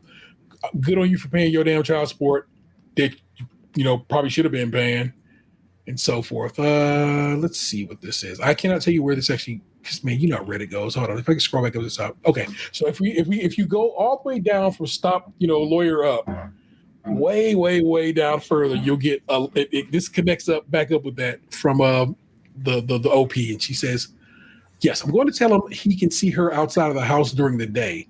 She still wants to see him and loves him.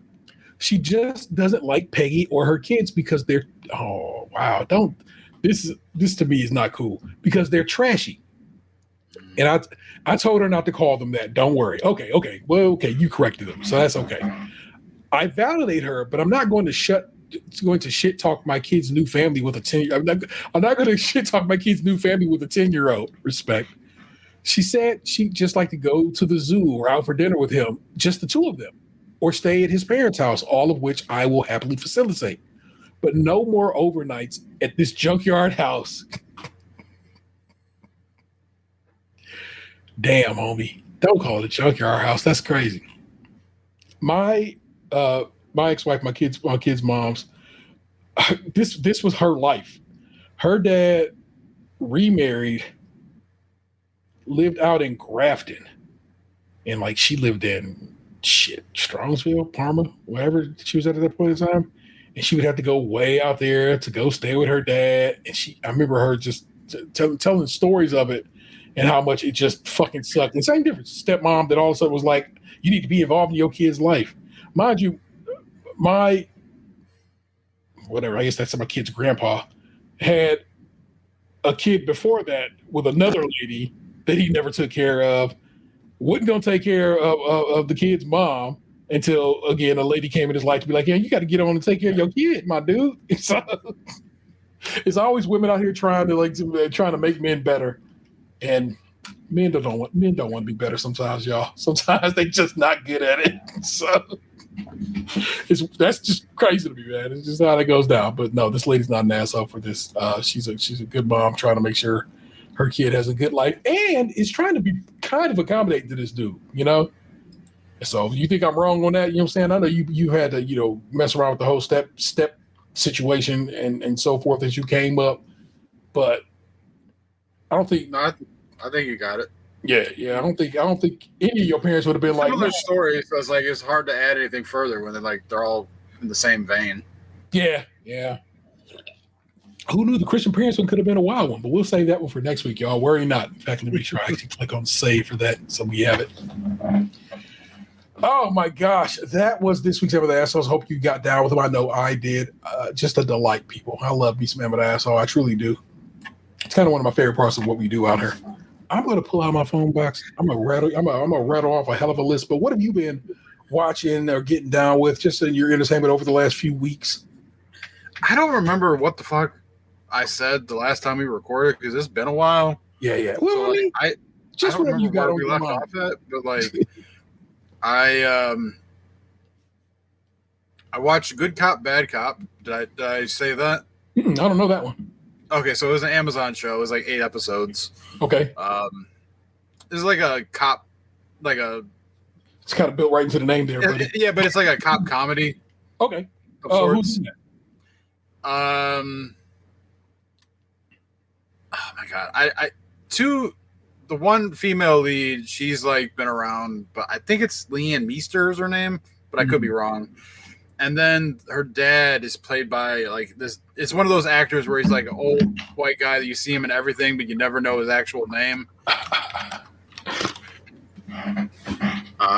So I watched that. I watched the Idris Elba John Cena movie that's on Amazon. Shit.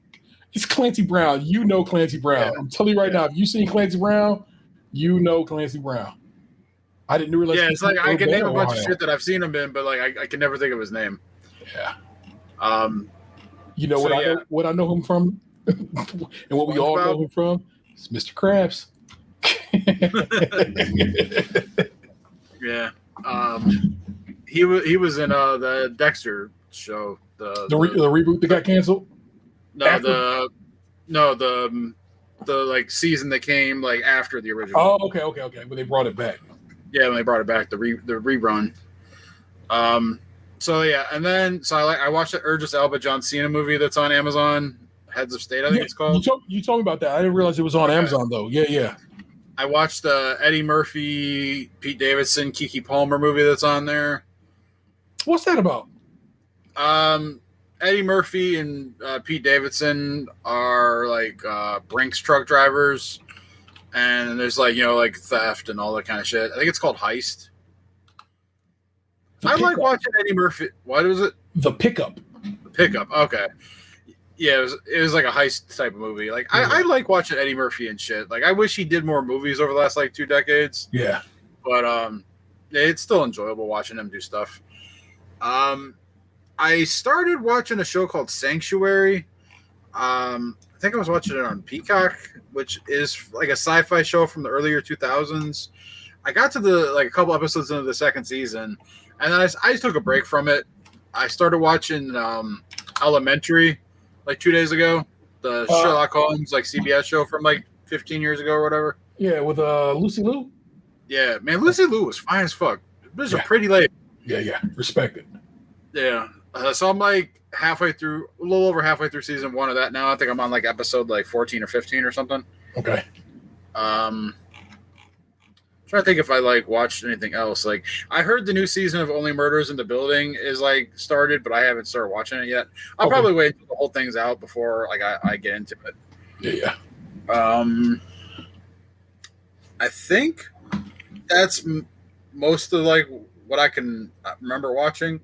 Okay. Because like I said, I was on like season 2 of Sanctuary, so that was like 15 episodes or some shit that I watched. And like I said, I'm like 15 into like Sherlock, so it's like each one of those episodes is like 45 minutes, hour. So it's like that's been like the major part of my consumption outside of sports and random YouTube videos about like currency and Magic the Gathering cards or Call of Duty.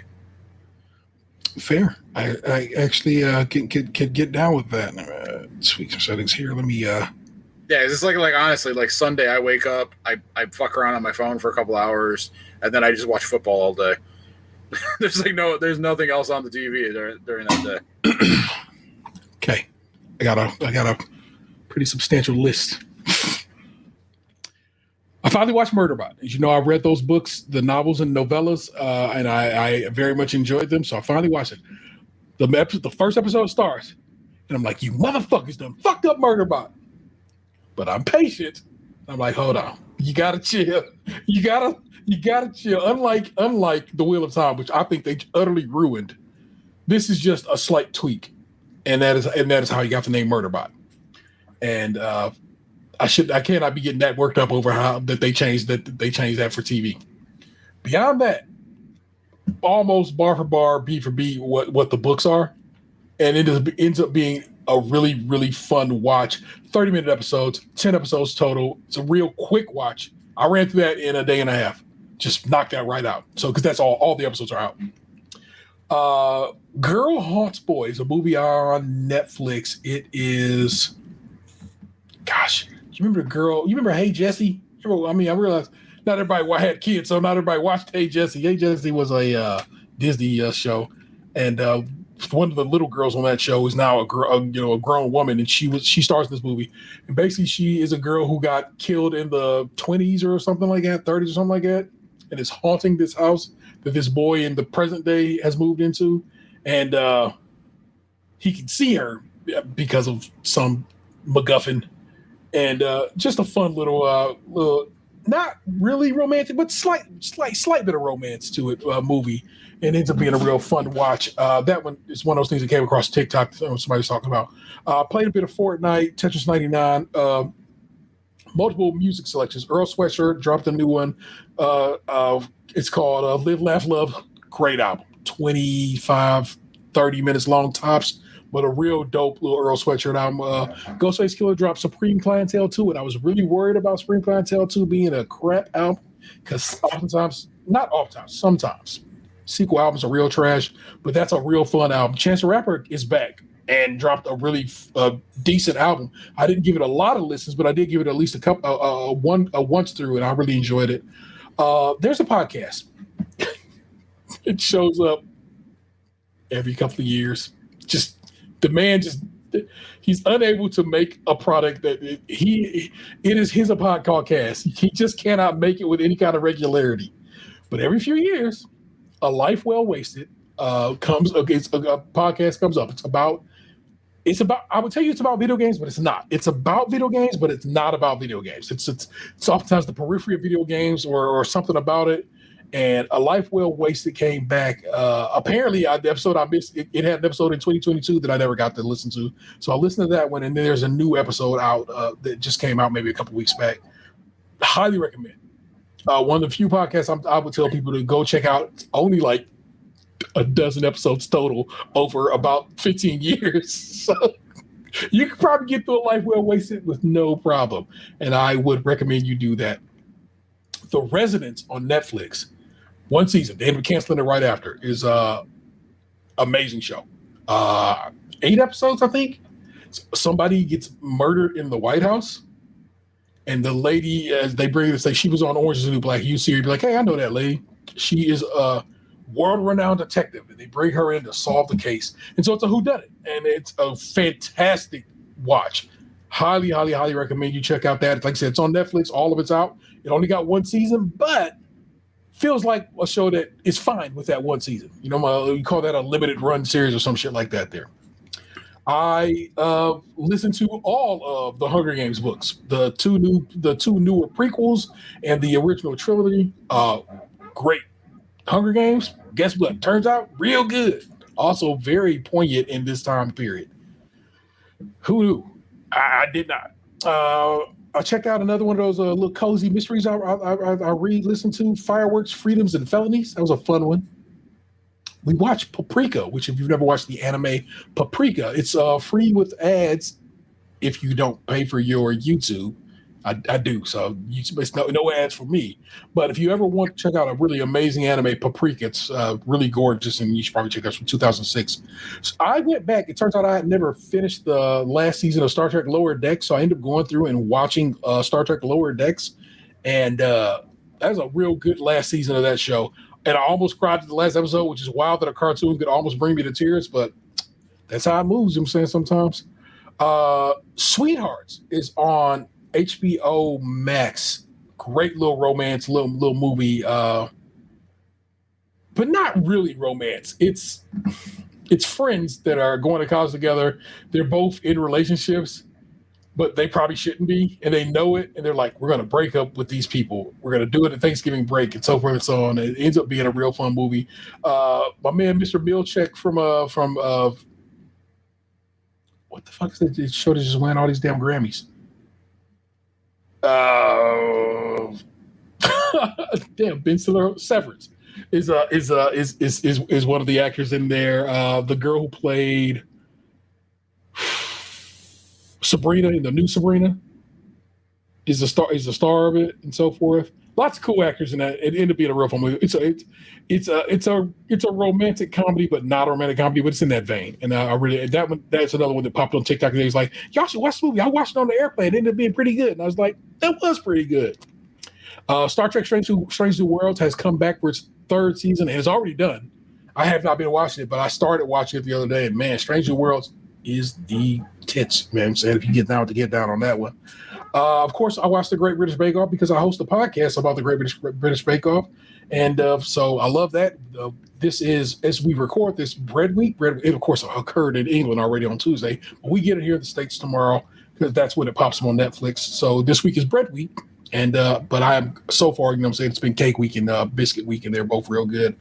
I have started Hollow Knight Silksong. It's a video game, and I got it on the Switch too. It's also on Game Pass, so if you have Game Pass, you can download it over there, take advantage. It's very hard. Might be the hardest game I've ever played in my life, and I don't know if I'm enjoying it. I'm actually enjoying it, but I'm not. I don't think I'm going to beat Hollow Knight Silksong. I can tell you that. I think that's going to be one of the ones I'm going to be like, fuck this, put it down and walk away from. What else is I playing? I feel like I was playing. Oh, Claire Obscure Expedition 33. Also on Game Pass. It's a French studio. It's a RPG. It's supposed to be not that long. But of course, how I play games, I make games so long because I go exploring every damn corner of the game. It's an RPG. I don't play turn-based RPGs. I've never been really my kind of game. But the story is so interesting, kind of has its hooks in me that I think I might try to roll credits on this one. I had because it's a French game, of course. At some point, you can fight a mime. You have to fight mimes. There's mimes throughout the entire game, and they're weird, but they're the hardest characters to fight because they, of course, put up a brick wall. How mimes do. So you have to break that wall before you can actually start taking real hits off of them. But Clear Obscure Expedition 33 is a very cool game, and that's on Game Pass. So if you have that service, you can get that on your PC or your Xbox. And I would tell you to go fuck around with that game because it's gorgeous. It's an Unreal Engine 5 game, looks great, and it's a good time to be had there. That is the list. I'm saying, like I said, it's very full because I hadn't done it recently. I thought of two more things while you were going through yours. Adam, I watched The Terminal List on Amazon. I don't know that one. It was the Chris Pratt Army show from like a couple years ago. The prequel of like one of the characters on the show is out, like releasing right now, and so I went back and watched the one. I think it was from like 2020 or 2021 or something like that. Okay. And then 2 nights ago, I went with my brother to see Demon Slayer Infinity Castle movie. How was that? That was good. It's at the beginning of like a trilogy, so it's like it's not really like done yet. Oh, it's okay. It's just kind of like this portion ended, but like the thing's still going. It's kind of like the Spider-Man Into the Spider-Verse thing, where it just kind of stops. Yeah, which is no bueno. I hate when a movie just kind of. I saw that original Dragon Slayer movie with Lee, because Lee took with their friends. They went to go see that, and I had to be the adult. So I actually saw that first one, but of course I'm not caught up on the show. I have no real whatever, but I dig that it is such a big deal and got a whole new movie. That was the number one movie at the box office this past weekend. Made a pretty substantial amount of bread. Broke Pokemon the movie's record as the highest grossing animated film that it has held for almost 30 years. So big deal, y'all. Check out some Demon Slayer if you're not. Yeah, I've been going to the Phoenix Theater a lot, like the last couple months. Like it's too good a deal. I was just telling my brother that like it's not too far from my house because it's mostly just highway. Yeah. And then like it just gives me a reason to get out of the house sometimes. Yeah. Because like in the last couple months, I've gone there. I've seen the new Jurassic Park movie. I've seen Fantastic Four. I've seen Superman. I saw The Naked Gun. Yeah. I went a couple weeks back. I went by myself and watched Weapons. Okay. And like I said, I went there the other night to see Demon Slayer. And then I'm thinking about going to see this Him movie with Marlon Wayans and shit. Yeah, that looks kind of cool. That Jordan Peele produced movie. I had no fucking clue what it was. I'd seen like the pictures or like the poster or whatever. Yeah. I was like, what the fuck is this? And then I watched like they played the trailer before Demon Slayer the other night, and I'm like, oh, it's a horror football movie. I'm like, oh, maybe I'll go watch this then. Yeah. You let me know how that one is if you do go check that one out. So I will get down with that. I'm telling you, man, if you are local and are not going to see movies at the Phoenix at Great Northern, you are playing yourself. Great deals on movies. You know what I'm saying? Everything else costs the same. You know what I'm saying? Far too much for a bottle of water and all that good shit.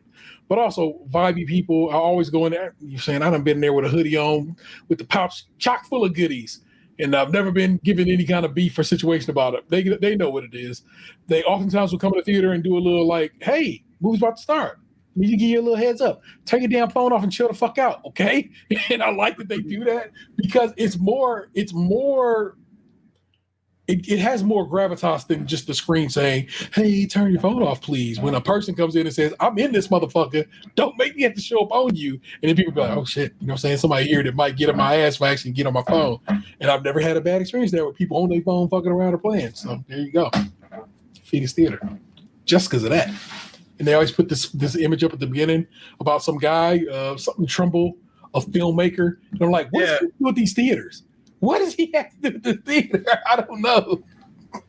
I finally looked him up recently. I finally remembered his name and went to his Wikipedia page, pretty substantial Wikipedia page. And he wasn't a hell of a producer, produced a lot of movies. But I'm like, why are we putting up this image of him in front of every movie at this theater for now a couple of years? Like, what did he have to do with this operation? That's what I want to know. So there you go. Phoenix Theaters, Great Northern. Get down with the get down. And there you go, people. That was the show this week. Let me pull up these notes. I can read you off housekeeping. What's that grinding noise that's going on in here? I'm wiggling my chair. Damn. The mic is really picking it up. It's kind of like if Shit, they're playing the hymn commercial right now on football. I love it. What about 21-28? They are at Buffalo. There's a history of the Dolphins not doing well at Buffalo.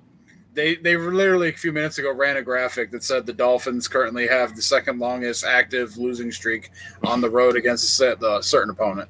I need you to know that I knew that, but didn't know all of that, but I knew that. Yeah, if they lose tonight, they'll be tied for the current longest active streak or whatever. That's crazy. I don't know if it was active or all time, but they're currently they have 9 in a row, and the top was 10. Yeah, there you go, people. You know what is? Please tune in every Thursday, as that's usually when we post shows, and we usually record around 8:30 p.m. Eastern Standard Time, where you can typically catch us in the chat on Twitch and or YouTube.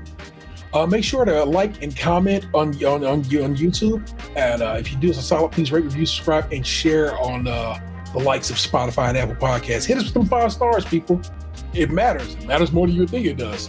As it turns out, YouTube as of late has been kind of throttling our videos. We're not alone. Lots of big podcasters are having the same problem. There's a law that changed in England that basically says something around the time.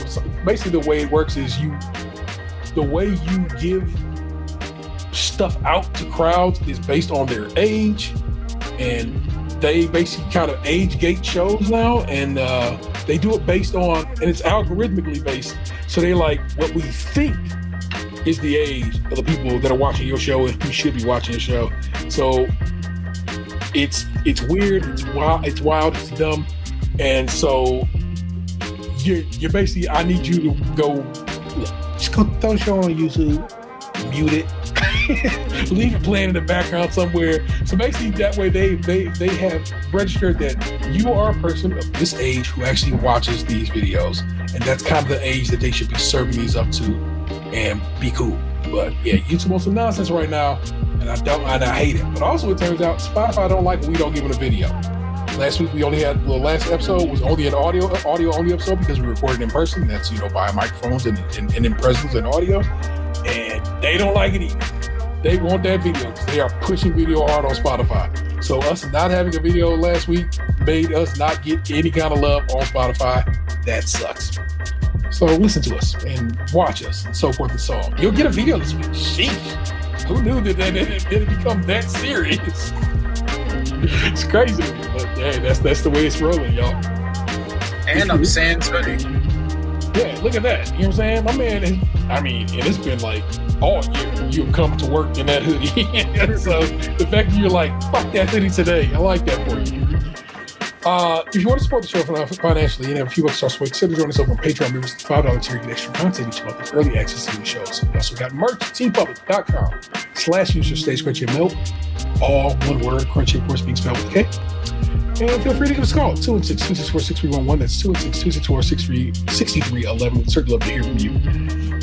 Get at us, y'all. You know what I'm saying? Like I said, Bake Off is back, which means Krunchy is back, and it's a fun time to be had over there as well. If we're recording on Thursday, I'm gonna tell you that it's coming out on a Friday because that's how that functions. Basically, we're I always think going to be a week behind, but it's going to come out the same day the new episodes comes out, and so you can get together and be like, okay, I'm going to go watch them record on Tuesday because I've just watched the episode from Friday here in America. Basically, that show does get some shine in England because it's about Bake Off, and as it turns out, the bakers listen to that show. And that's not me saying that on some old bullshit. No, the bakers have hit me up to say, yes, I fuck with your show. So, British Bake Off bakers, American baking show bakers, gets down with the product we make because we make good product. And therefore, you should get down on that as well. Our missing man is the 216's own Tatum 216. Of course, send him some love.